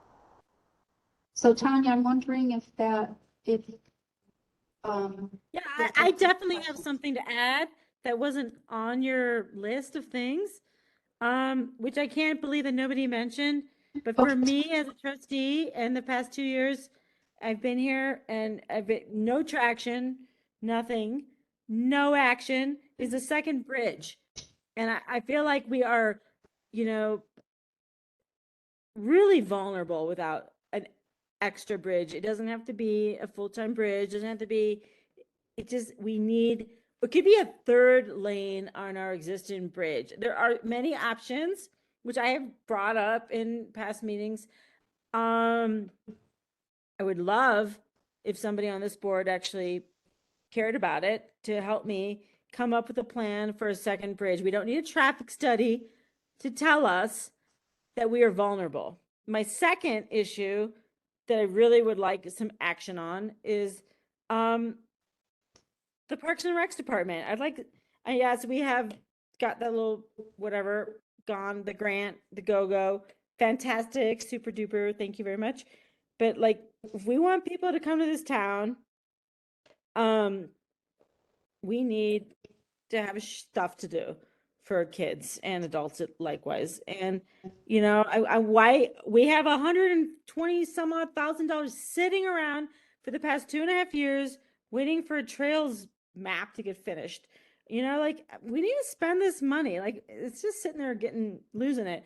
I mean, there's things: dog park, frisbee golf, bike park, downhill bike trails, some kind of shade for the hockey, like some kind of like leagues for like kickball and like fun stuff to do in Grucio Field, the performance space, which I'm slowly working on with the DDA, because they're the only ones that have any money, to think about getting something where we could have like children's theater, teenage theater, adult theater, music, events, rent it out to weddings. I mean, like, without Parks and Recs in a town, you got nothing. That's my opinion. We have trails, we have great things to do, but the town itself, if you want to attract families, you want to attract people who aren't just Airbnb and second homeowners, you got to have stuff to keep you in town, keep you from going down the hill.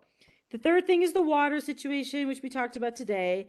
We need to come up with a second water source, and we need to secure those water rights. To me, those are the three things that I care about.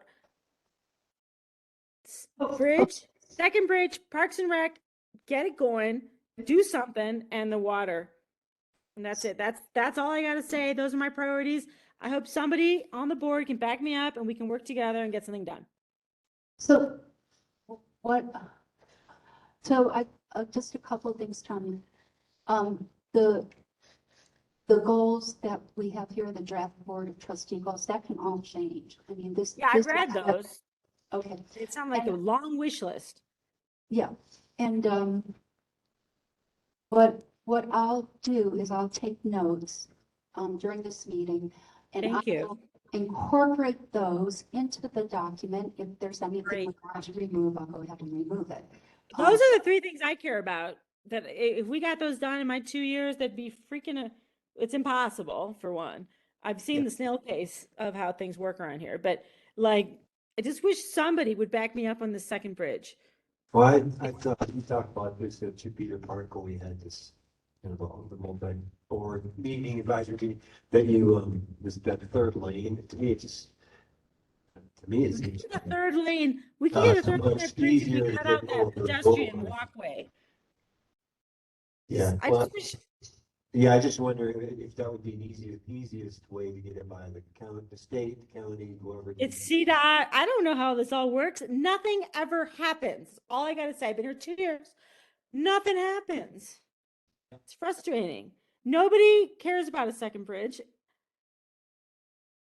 I don't know what to say. And nobody cares about anything. First conversation I had with Karen Garrity when I was first on, elected to the DOT, was talking about that second bridge, and it's an important, I think it's probably important to all of us. I care about it. It's difficult, to find the solution, for sure, and I've talked with people, town staff and others on hundreds of ideas about what we could do about that second bridge. Yeah, we need to narrow it down. We need to walk it. There's like 4 or 5 viable options as far as I see it. And we need to walk it, talk it. Some of them are on private property. I mean, but it's like, ugh, so frustrating. I'm sorry. Well, I actually, most of what Tommy said is actually how I was thinking of maybe amending or adding to his overall goals by maybe slightly changing some of the wording, maybe adding a line and combining a couple. So my thinking was on civic engagement and community planning, that could be one goal. To me, those are essentially the same thing, right? Is that we want civic engagement for the purpose of community planning, right? So to me, those things go together quite nicely and maybe don't need to be separated out as 2 separate goals. And it would leave a little room, because I don't think we should have a really long laundry list of goals. Keeping it to 7 is a nice number, but I do think having education, art, and recreation as a primary community goal would be important to me. So education, art, and Recreation. So there is social sustainability, and that could fall under social sustainability. It could, though I think sustainability has this very, kind of understood meaning in the community as being primarily about environmental sustainability. So it seems to me that we should allow it to breathe as environmental sustainability and maybe separate our education and recreation as a major goal, because I do think that it is key to our communities, however you want to call it, developing our future. And I had just a couple of things, sorry. One was including accessibility in DEI. So if we could call it diversity, equity, inclusion, and accessibility, that would make sense to me. I think that accessibility needs to be a word that's in this document one way or the other, and it should be probably as an H1 in the document rather than in the body text. I think fiscal stewardship and economic opportunity is an important goal for me that is not really called out here other than under kind of the rubric of sustainability. So that's another one that I feel like might need to be teased out. Fiscal stewardship and Economic opportunity is what I'm To extend. oh, we're gonna, we're till 10, right? Yeah. We're already scheduled. Yeah.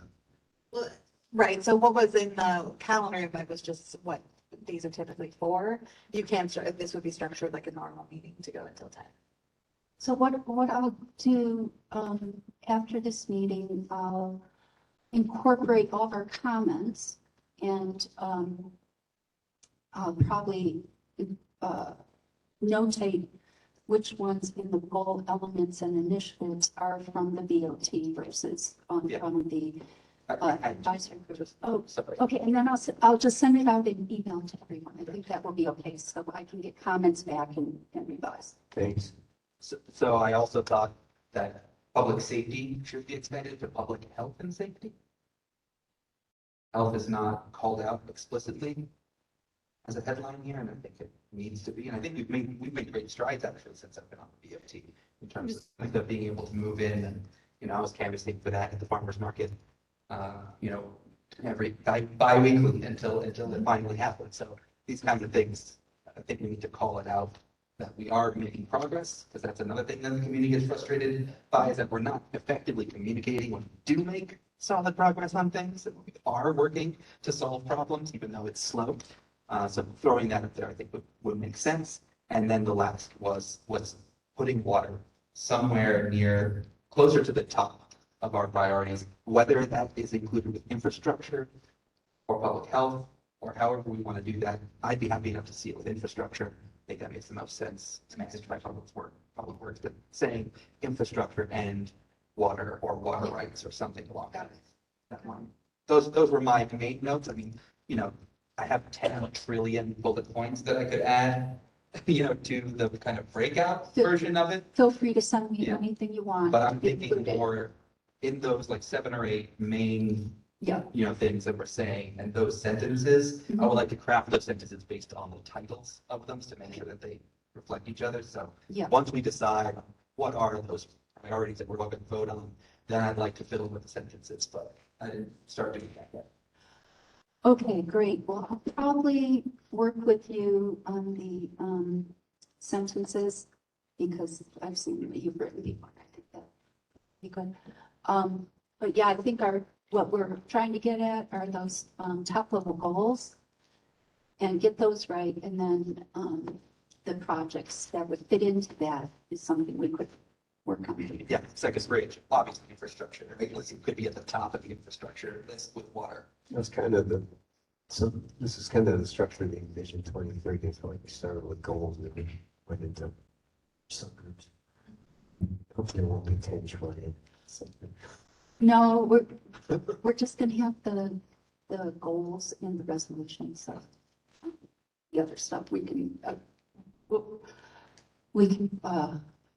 all the detail in the repository where the documents are, so we'll have that to refer to later.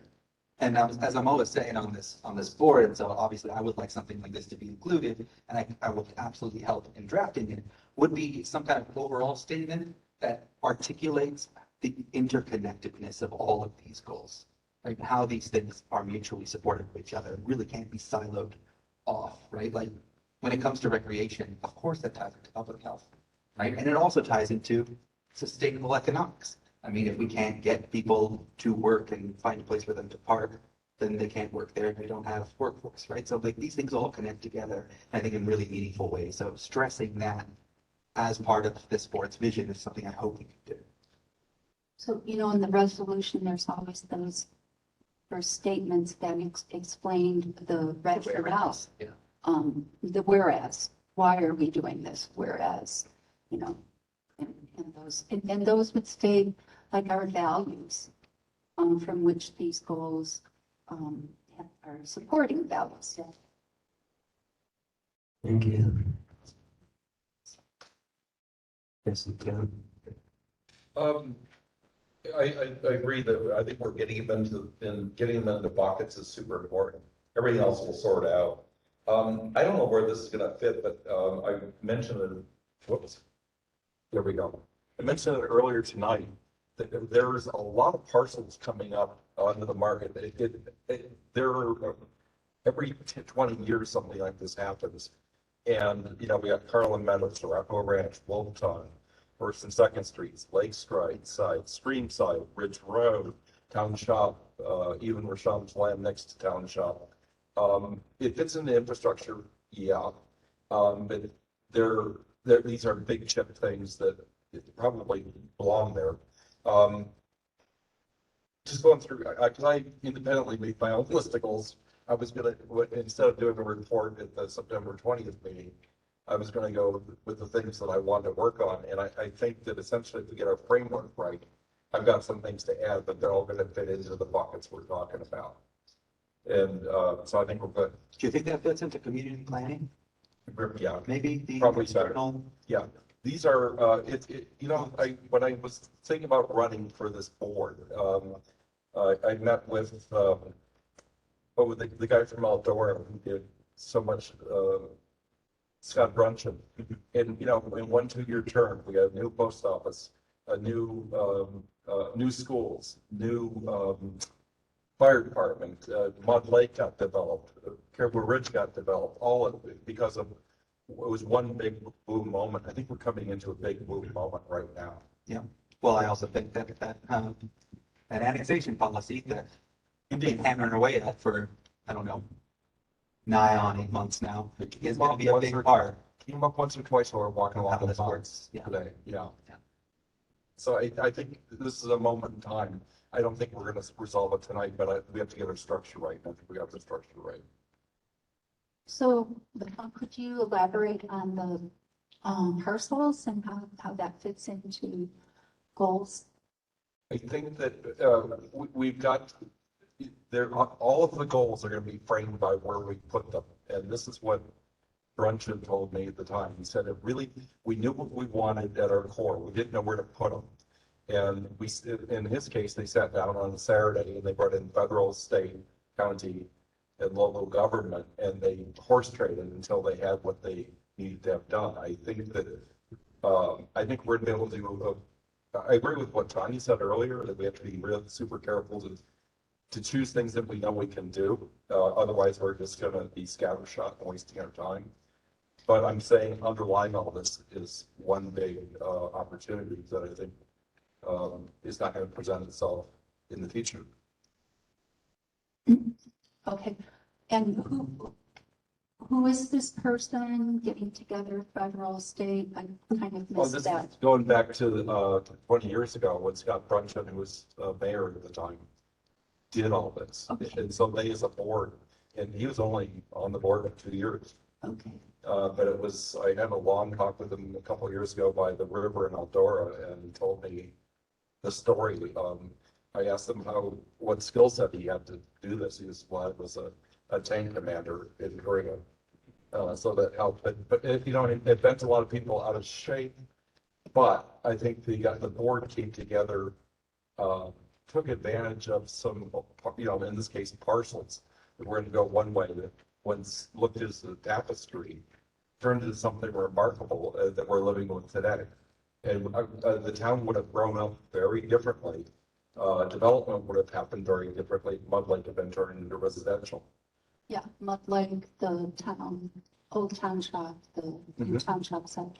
So that makes me think about civic planning, which is something that I've been thinking about for a few years, and how it would be great to have a civic planner come help us outline where we want to be in the future as far as growth, parks, municipal buildings, etc. Yeah, your transportation money, thank you, by the way, is going to be remarkably helpful for defining what the spokes look like and how we pull all this together. Okay, thanks, Tom.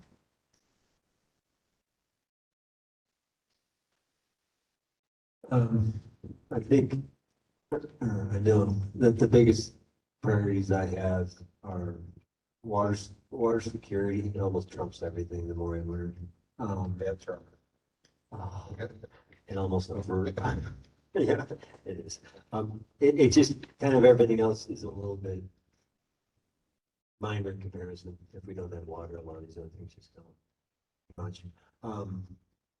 And housing is for me. I mean, I think that, you talk about just basic infrastructure for any town to grow and thrive and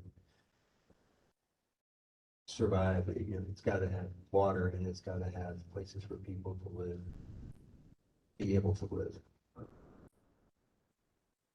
Those are two of my biggest. I think education. I'm learning more. Starting to meet with people, the new principal Gavin, and just things that we want to do to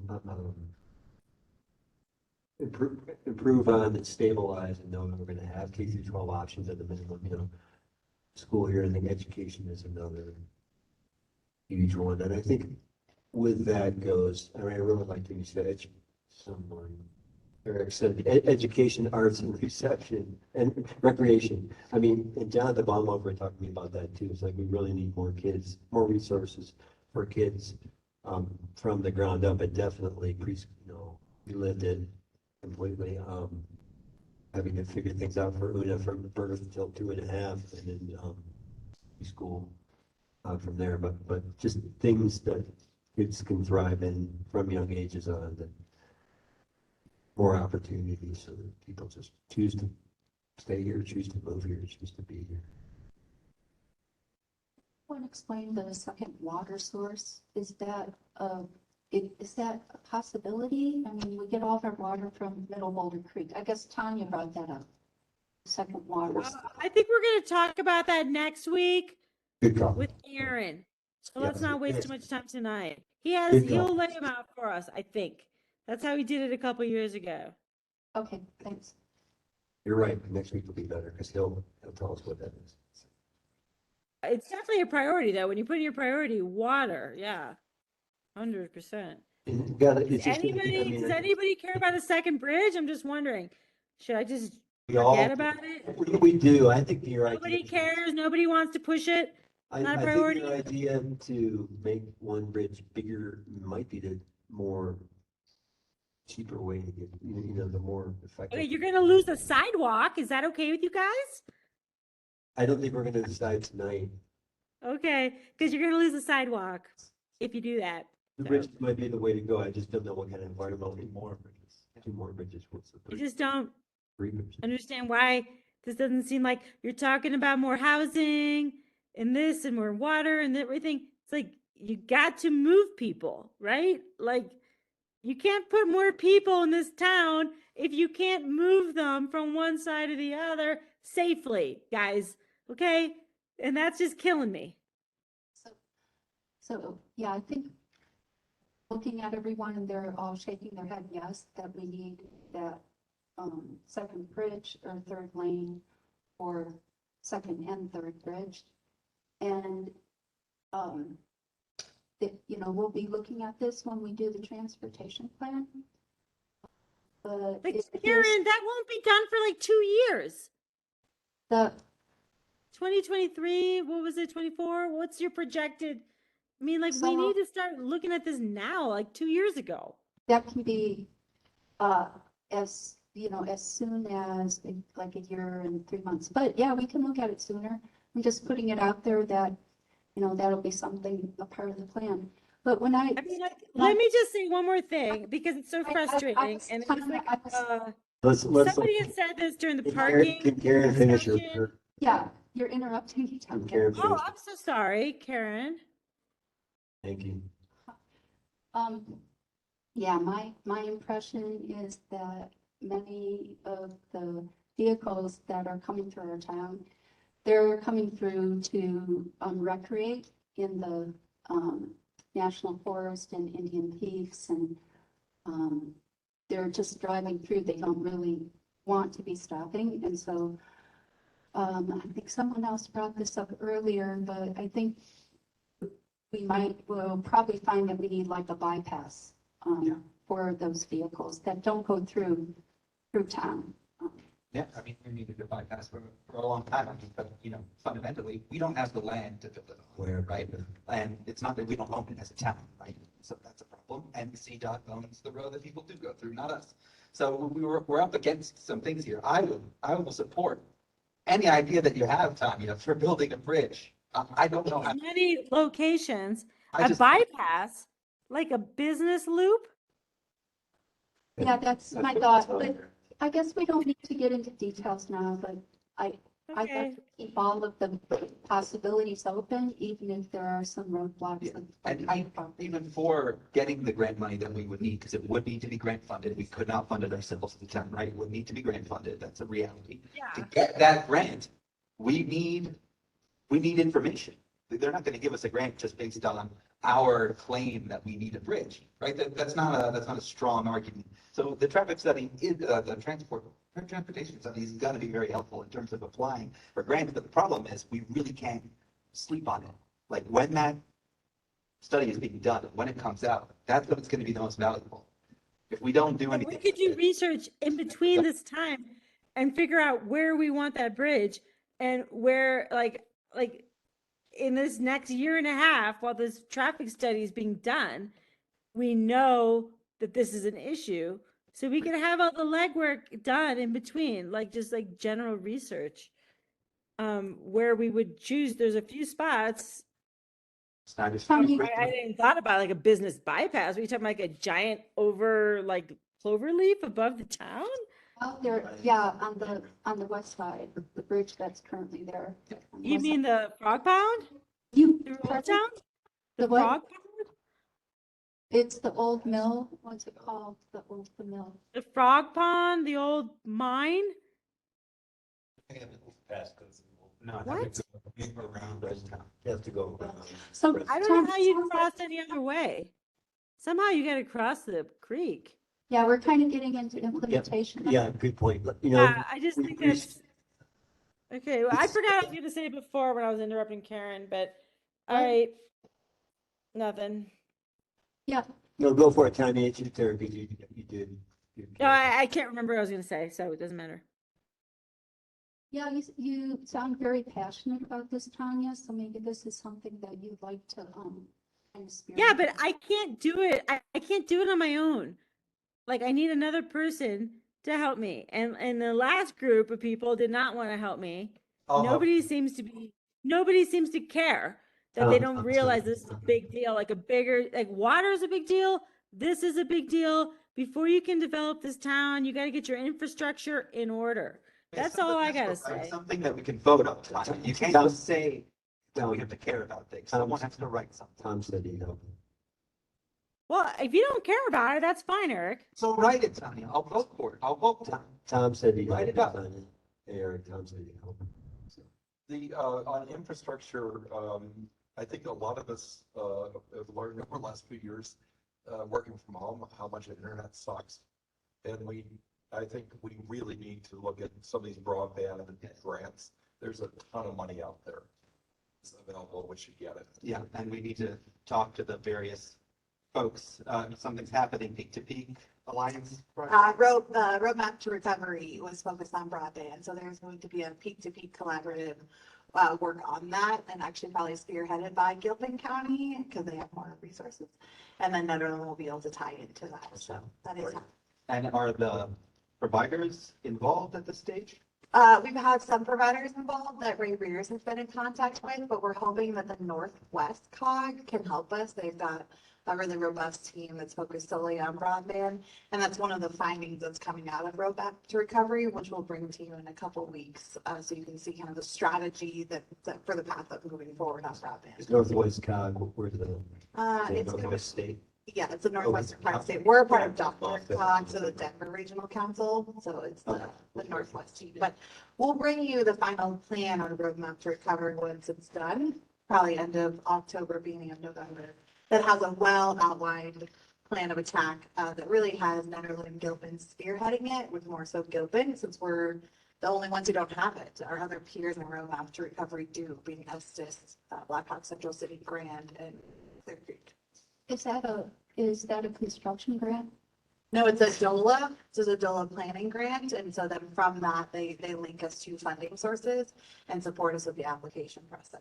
And can I just ask, is right now what's being discussed, talked about in those meetings, is it to bring new service providers to the area? Is it to upgrade current service providers' infrastructure, or is it to offer a public utility? It's to bring new, it's really to connect us from Estes Park all the way through the end of Clear Creek, and it's Gilpin and Nederland that are the gap in between that. And so it's really working with existing providers that may already serve those areas, as well as new, depending on who has the capacity to take on our area. So we potentially be asking for new providers to come into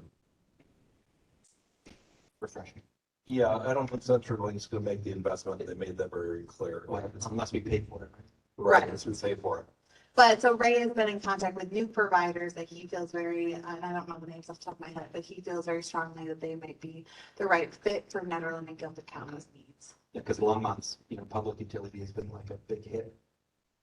If there was a peak to peak public internet utility, that would be, that was like set up as a special district or something, that would be amazing. Mm-hmm. I think we can do it. I think this is one of those goals that we can do. The time that's right. Yeah, seems like it. Under infrastructure, I don't see anything about parking. When we, as a board, we'd already decided that we wanted, to come up with a parking plan that unsnarls our downtown. Yes. Yeah, so this wasn't comprehensive, it was just what the members of that meeting. Right, yeah, I want to put it under that bucket. Okay. We haven't heard from Jesse. Well, I have a lot of hopes and dreams, and a lot of things that I would like to see improved. And at home, Angela keeps me kind of tethered to the reality of things, and so here you all are gonna have to do that a little bit. But I'm gonna try to do it a little bit on my own as well. And one of the things that I've been noticing is that our town staff and our regular recurring budget, I've really just started thinking about and wrapping my head around our budget, how we're spending our money. And I know that we do have additional budget monies that are not regular recurring monies that from our tax revenue, like grants and things. They're a little more variable. And so, you know, as far as planning goes, I think we should really try to focus our planning on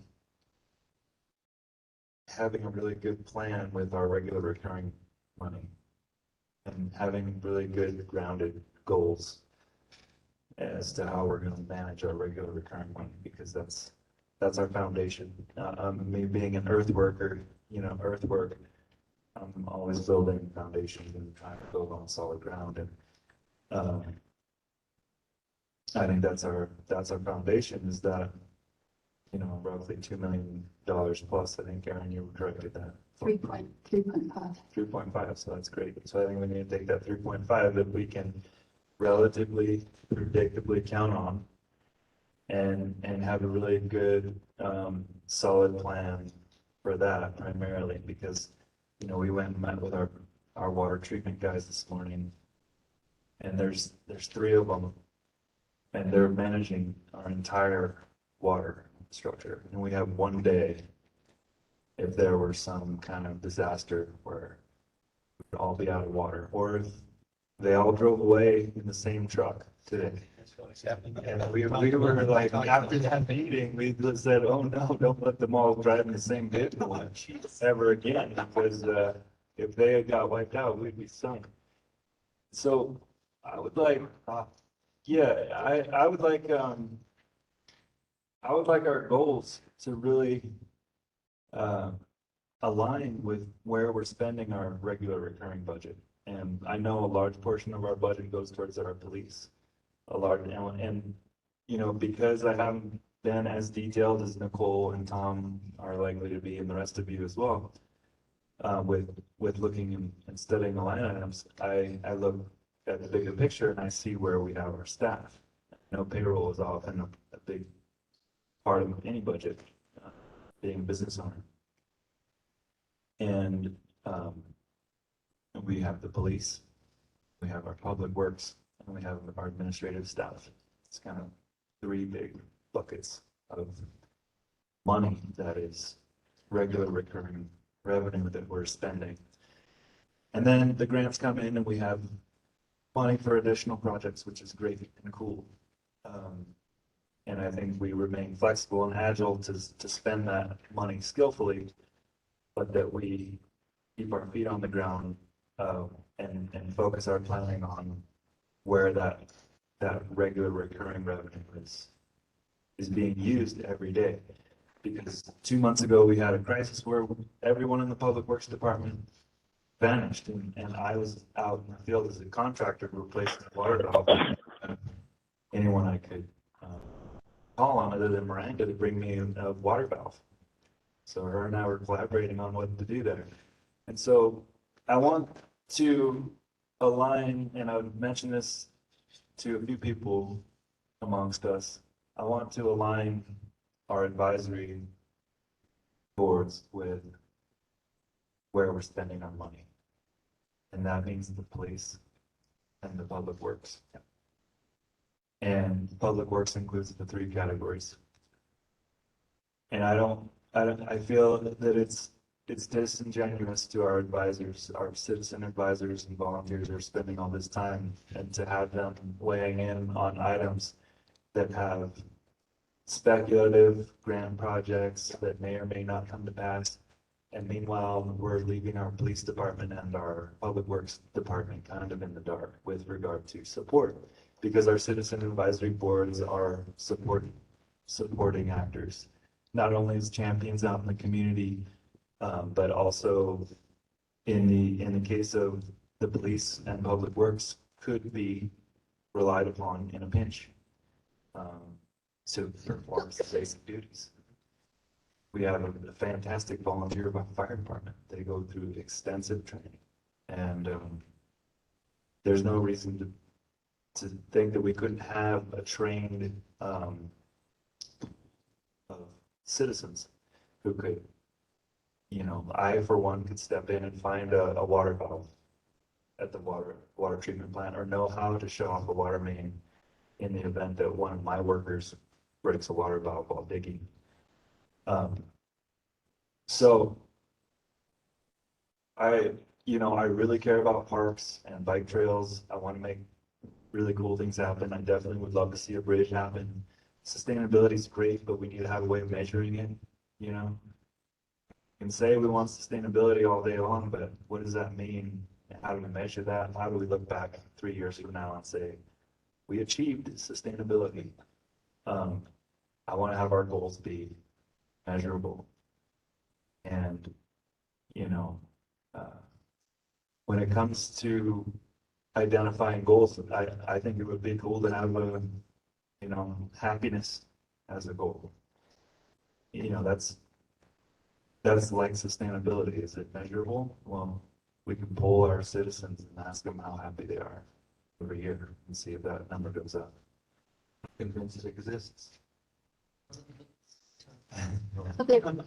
That could be categorized under social sustainability. Your level of happiness, contentment, being contented with the Sure. town, having I mean, good sustainability application. is a really popular term right now. We're all going to die in the universe. The sun has a lifespan, theoretically. The dinosaurs, they lived here for 300 million years. And we're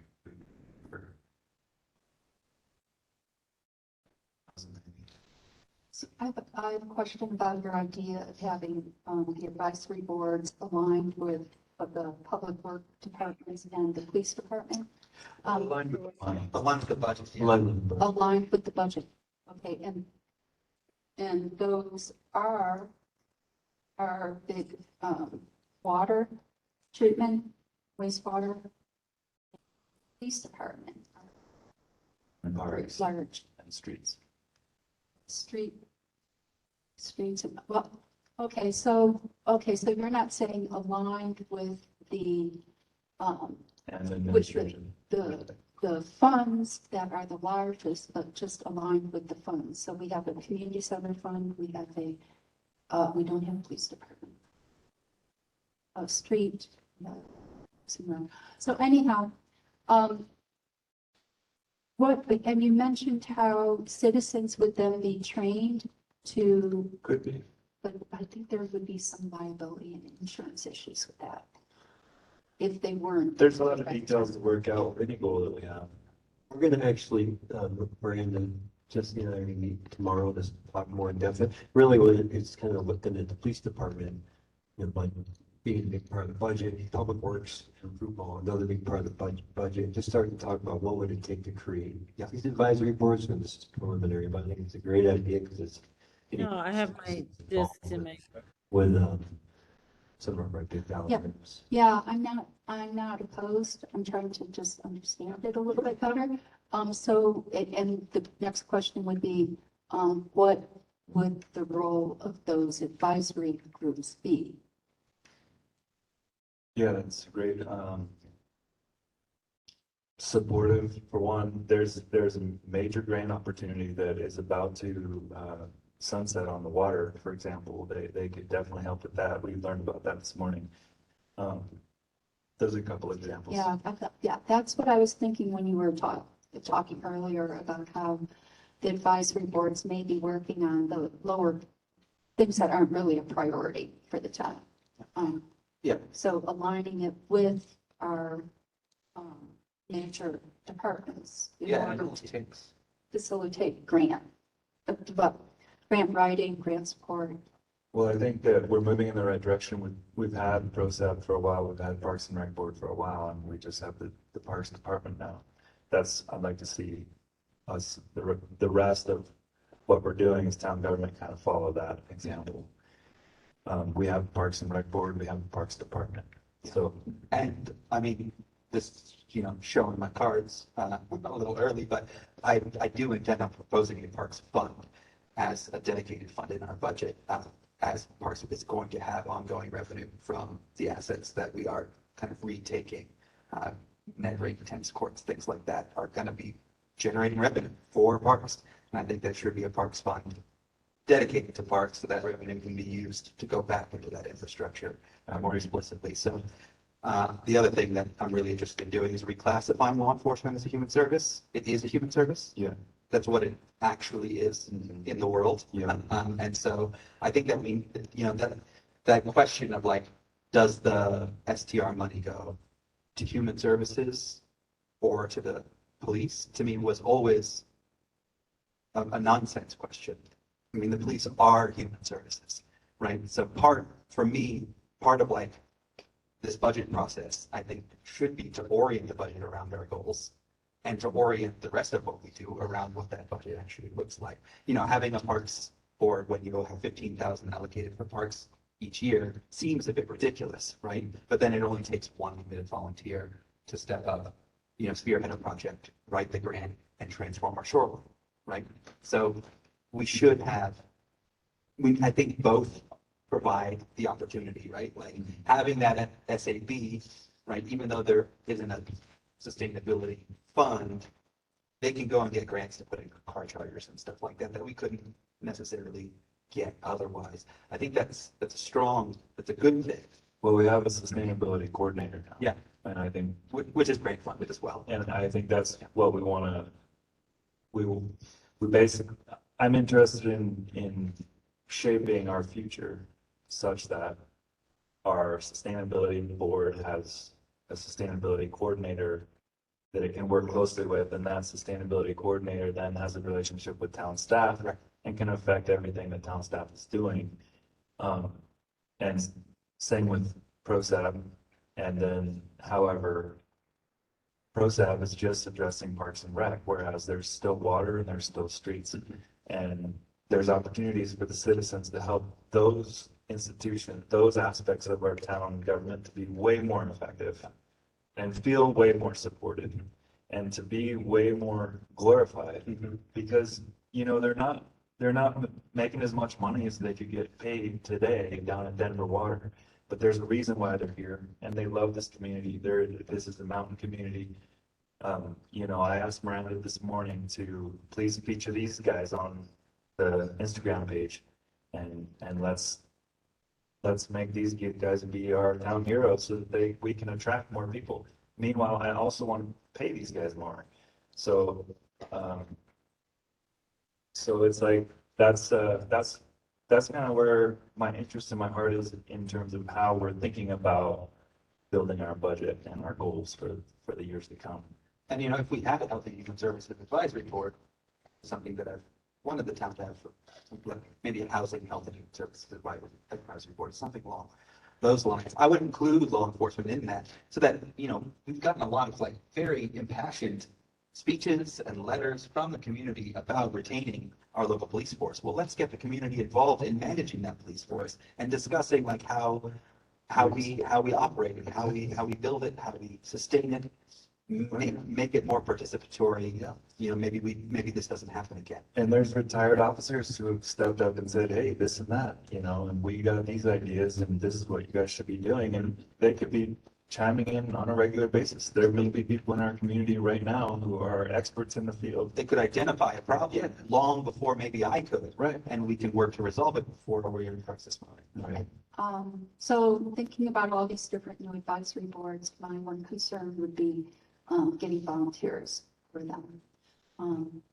Volunteers that would have time to really write grants and see them through. Sure. Being like the owner or the project leader. We have a town, I don't know how much, we have a town, a grant writer for the town who really. That's right. Don't we have a town grant Everybody writer? on extra grant writing, but these folks could be, you know, anything from subject matter experts to just more public voices that would work with her as she does the real work. I mean, we have volunteers who put in a lot of time for the Sustainability Advisory Board, and you know, in terms of what we actually do as a town to move the needle on sustainability is not that much. So I disagree. Well, I care deeply about sustainability. I've dedicated a lot of time, a lot of effort to that SAB and to sustainability in general, just throughout my life, my education, and so on and so forth. I know we've done a lot, but I mean, we could do so much more, and you can enlighten me, Tom, as far as what we have done. That's fine. No, but I do fundamentally agree with this notion, though. I mean, going under, you know, the proposed title that I put there was fiscal stewardship and economic opportunity.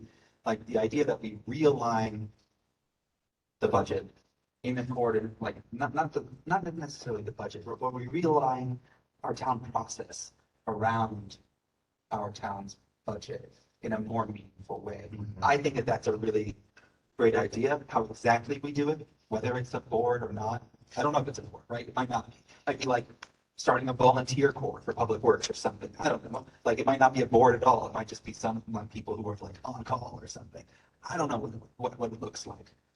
But realigning boards around the budget, or at least our town process around the budget, I think is something that needs to be done every now and again. It's probably been a few decades since anyone's really thought about that carefully. So maybe it's time. Tanya, I haven't heard anything about performing arts park under infrastructure. She did mention it. Yes, she did. No, we did. I mentioned it. I think the last I knew was JVA was going to see if it was feasible to do in that location because of the water table. It's maybe it's not. Sorry, what's that? It needs to be on as a goal, so then we can sort it out. Where? Well, yeah, I would love it to be a goal. It's a DDA goal. So I don't know if that has to be a BTB, whatever we are, goal. We have it already as our goal, as a DDA. And it is, JVA is, we have a small proposal. They are doing a small checkout to see if the land is even suitable for a performance space, because it may have to go back to Gersfield Field or somewhere else or nowhere, you know, because there is a water table issue in that zone. So we're going to find out. So I'll let you know. Yeah, that too. And back to what we were talking about with the grant writer. Thank you for bringing the ball back over here, because I was going to ask Miranda, the grant writer, how many grants have they procured this year? Has it been a worthy spent of our money? Because about a year ago, we decided to add this onto our budget. Yeah, so she obviously did a ton of work on Big Springs egress. I think we have not utilized her to the level that we should. And that's something I'd like to see as maybe scope out better for 2023 is right now she does not look for grants. It's really when the opportunities come before us, we get. She's on salary or like or on hour? Not even hourly, she's contract. So obviously Big Springs egress can be tied entirely to her, and Nathan Scally from JVA just was like a cheerleader behind them. They did all the heavy lifting. But I would like to see maybe we talk about dedicating a certain amount of time for her to be looking for grants, because currently I would say department heads are just stretched really thin that we haven't had the capacity maybe in previous years. And so we could use that extra support, whether it's an advisory board finding the grants and helping us and connecting with Jen, or Jen finding them herself. And having this document with a ranked priority of what this board wants to see done is going to help a grant writer look for grants. When you just say, hey, go look for grants, it's like, grants for what? right? Like we need to actually articulate what those priorities are. And I think, uh, I think domain knowledge is really important for finding the grant, writing the application, following up on it. So having folks from advisory boards who are knowledgeable about like parks or infrastructure or police department, they could actually kind of lead that effort. I was skeptical that we're gonna get this done in an hour, but I think we're getting to a good place.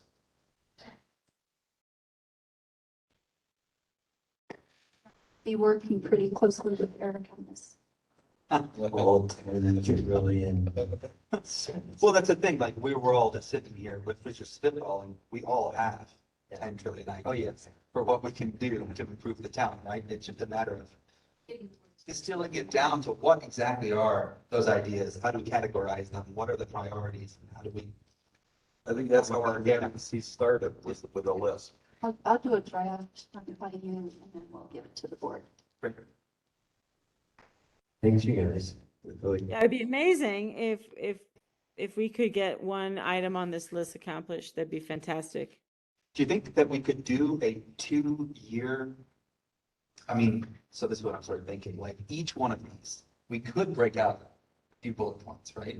I mean, we can make a lot of bullet points, but maybe the next time we discuss this, maybe we could get a few of those bullet points near to the top and get some agreement on what those are so that we can have a few clear projects that we're saying, this is what we want to go for in the next 2 years, like a 2-year plan. And then like a metric that we can look at. Hopefully. I just let's do it on the power of subtraction. Yeah, exactly.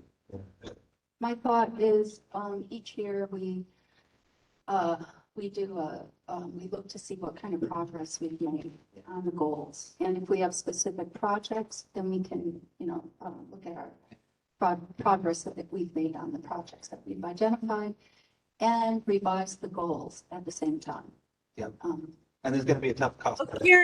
Karen, what would be the number 3 goals that you see on your list that we should focus on? Oh, well, I think what we talked about was having 7 goals and then having projects under those goals. So, yeah, I was proposing, Tanya, 3 projects under each major heading that we sort of see as this board's, short-term priority. they could be. What are they? I don't know yet. We have to decide. Not tonight. Oh, They could be. okay. Karen had, okay. Yeah, they could be construction projects, they could be programs and not just, not. 7 projects, you're saying? Policies. Is that 7 goals and 21 projects maximum. Something like that. For instance, under infrastructure, we could say second bridge is one of our top goals in the next 2 years, right? Like it's just an example. And we could have 2 others, like water rights, securing those and whatever else we decide is one word. But we haven't decided on these things. We can list them all out, what they could be, and then we'll all decide together what they actually will be. Yeah. I wanted to say just real quick, just a minute or two, just to thank someone who's on the call. So. The one last thing that I forgot to mention, which we would all be, I think we need to make sure it's on the record, is all of this somehow comes down to staffing. I don't know where staffing falls in under these priorities, but it definitely has to be somewhere, because it doesn't matter how many resolutions or ordinances we pass. There's nobody to actually execute on them. We can get it done. Yeah, I'm wondering. Yeah, that's kind of where we're at right now. Don't we have a ton of codes, a ton of rules, and nobody enforcing? That's kind of where I'm getting at and trying to get at as I'm just trying to say. We have a recurring revenue. We have a staff that's doing great hard work. And what if we just continue to do what we're already doing and just get better at it? Yeah, we got to get better at it. Let's get better at parks. Let's get better at streets. Let's get better at police. Better at water. Like let's make small improvements in every one of those categories and call it a win. Better government. Yeah, Better at government, better at doing what we do. I think this staffing may fall under fiscal stewardship and economic So opportunity. that's what I'm seeing as well, and it really ties in nicely with Jesse's priority of focusing on ongoing funding and establishing a kind of baseline service. What is that baseline? What do we know we need to put that ongoing funding into so that we have a platform to actually execute on these bigger projects that are grant funded? Well, thanks, you guys. Work on that next draft, first draft, and next draft, and then give it to us. We appreciate it. So I just want to take a minute. So technically, it was a discussion item, you need to do public Oh, comment. public comment. And I realize you're running really close, and I do know that that's important. Thank you, Billy. Yes. Thank you. We would like Do you want to do a motion to extend for just like a? to go. I'll move to extend until 10:30. We don't have to use it all. How about 10:15? Okay. Yeah, with 10:50, I think we'd be done by 10:05, but. Well, I made a Position. motion. I think. I second. Motion. You second. A second, because I'd like to do a friendly amendment. Should amend the 10:15. You could just ask Karen to accept your friendly amendment. I accept that. That's clear. Mayor Giblin, Yes. Trustee Severs, Yes. Trustee Kums Ismail, Yes. Mayor Pro Tem Mahmood, Yes. Trustee Corvalon, Yeah.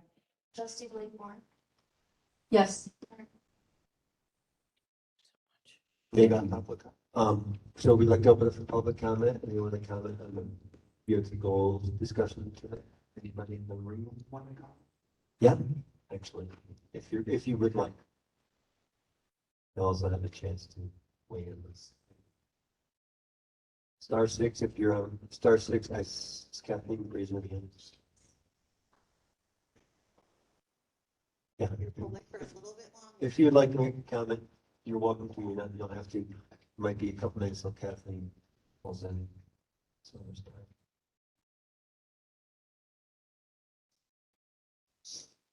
So Nicole's gonna make a comment while we're waiting, Kathleen, for you to vote.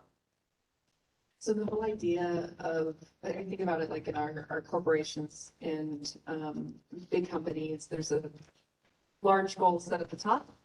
And then how do you get that to trickle down, like what you were saying, Jesse, and having the budget sort of aligned and even the projects sort of aligned, right? So it's just this one cohesive machine operating. It's one ecosystem that fills in with each other. And so, you know, it's like how we do that. Well, we're all would potentially be sitting on these other boards. And so like we would have to be driving that message, making sure the budgets are aligned and making sure that the projects are then aligned. And so, I mean, the most successful companies in the world do it. I don't see why we couldn't do it as well. So. Thanks, Nicole. Kathleen, you Don't believe she's on yet.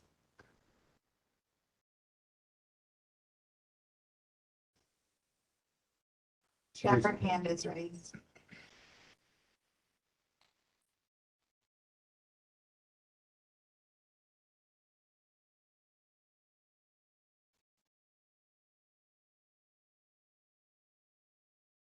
Yeah, I wonder how we'll do the, broadband on the Magnolia.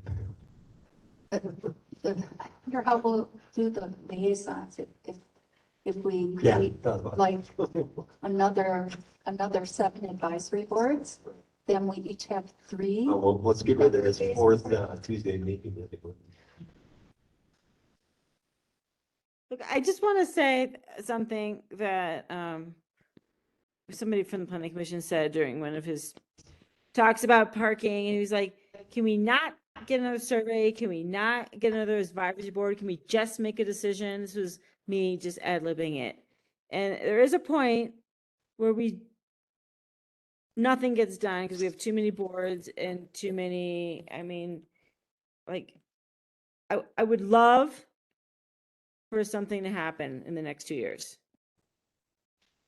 Agreed. I think, this advisory board, I mean, I think sometimes it's it's the studies and stuff that specifically. Well, Billy, make us what's talk been going on about. with the goat and the animal board? Where's that board at? Like that? You're gonna hear about that. Why is everything so slow? It's like, these are like really simple Well, things. that needs to be slow. I mean, I'll just say, having been on that subcommittee, That needs to be slow. Everyone's gonna thank this couple down the road for all the clarity that's gonna come out of this situation. But that needs to be slow. But I think these advisory groups are something that would not slow things down, but direct things more and be more focused on something quite honestly the BOT can really focus on so much. Kathleen is on now. Thanks, Kevin. Yay. Sorry that took me so long. I had to dial 3 times.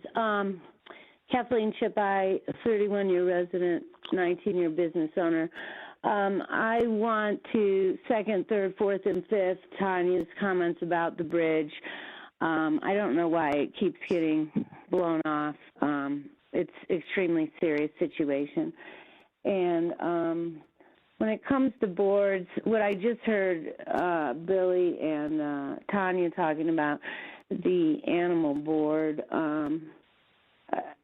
again, it sounds to me like we're spelling out, see, the code and the ordinance language is the regulating factor. And I'm concerned because when I was at the hearing, the court hearing about the election, the town is arguing, the town attorney is arguing that if it's not, what they said is that David Seitz didn't have standing, okay, to sue them. The judge basically said, well, of course he has standing. If he doesn't have standing, he's a candidate. Well, the town was saying, since the code didn't say the candidate can sue the town, that David Seitz had no standing to sue the town. And again, the goats don't have to, if they're not mentioned in the code, they're lawful. And coming up with some animal thing, listing every animal, your language matters.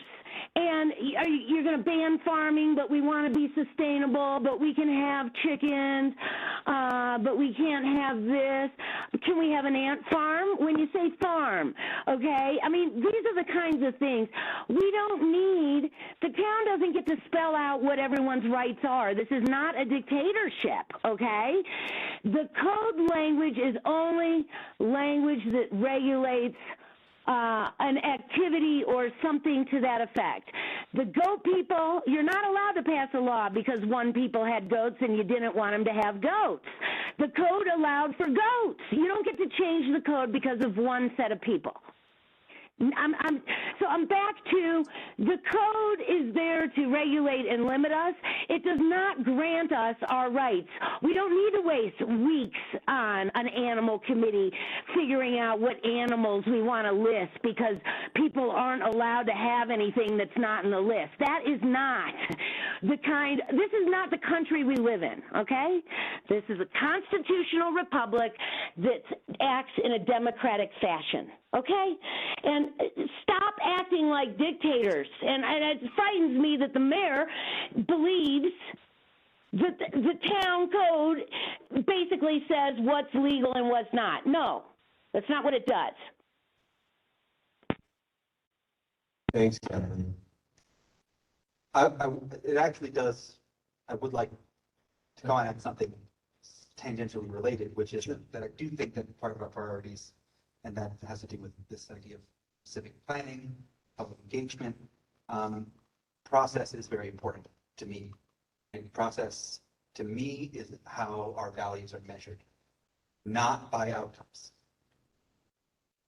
Because outcomes, you can't guarantee outcomes.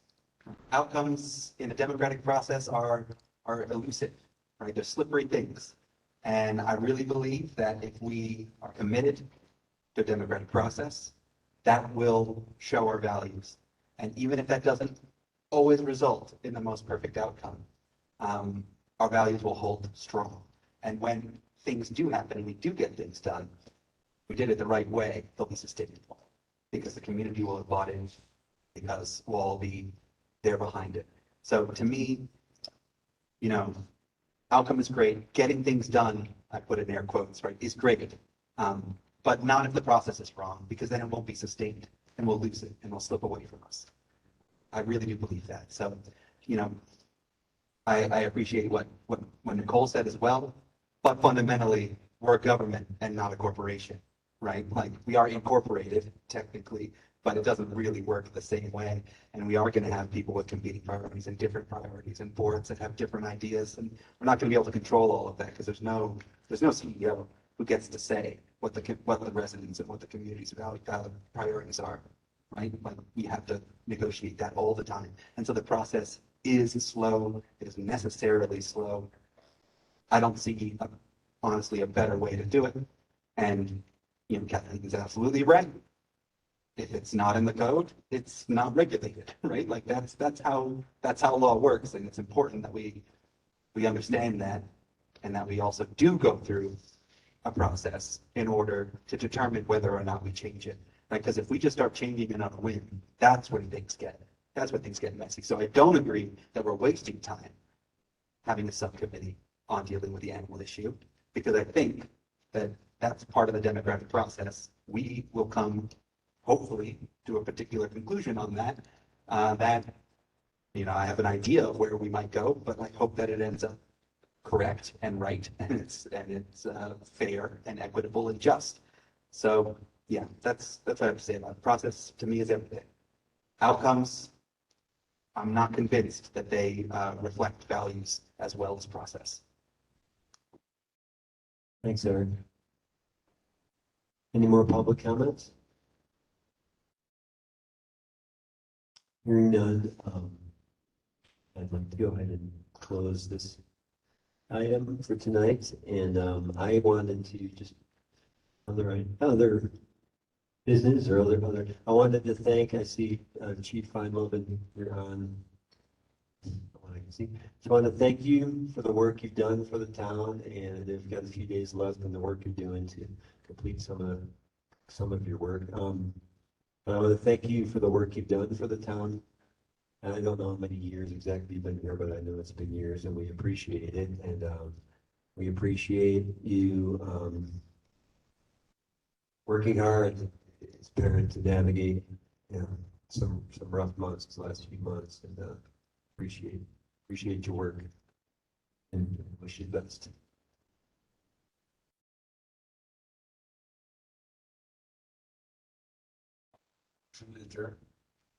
I'll second.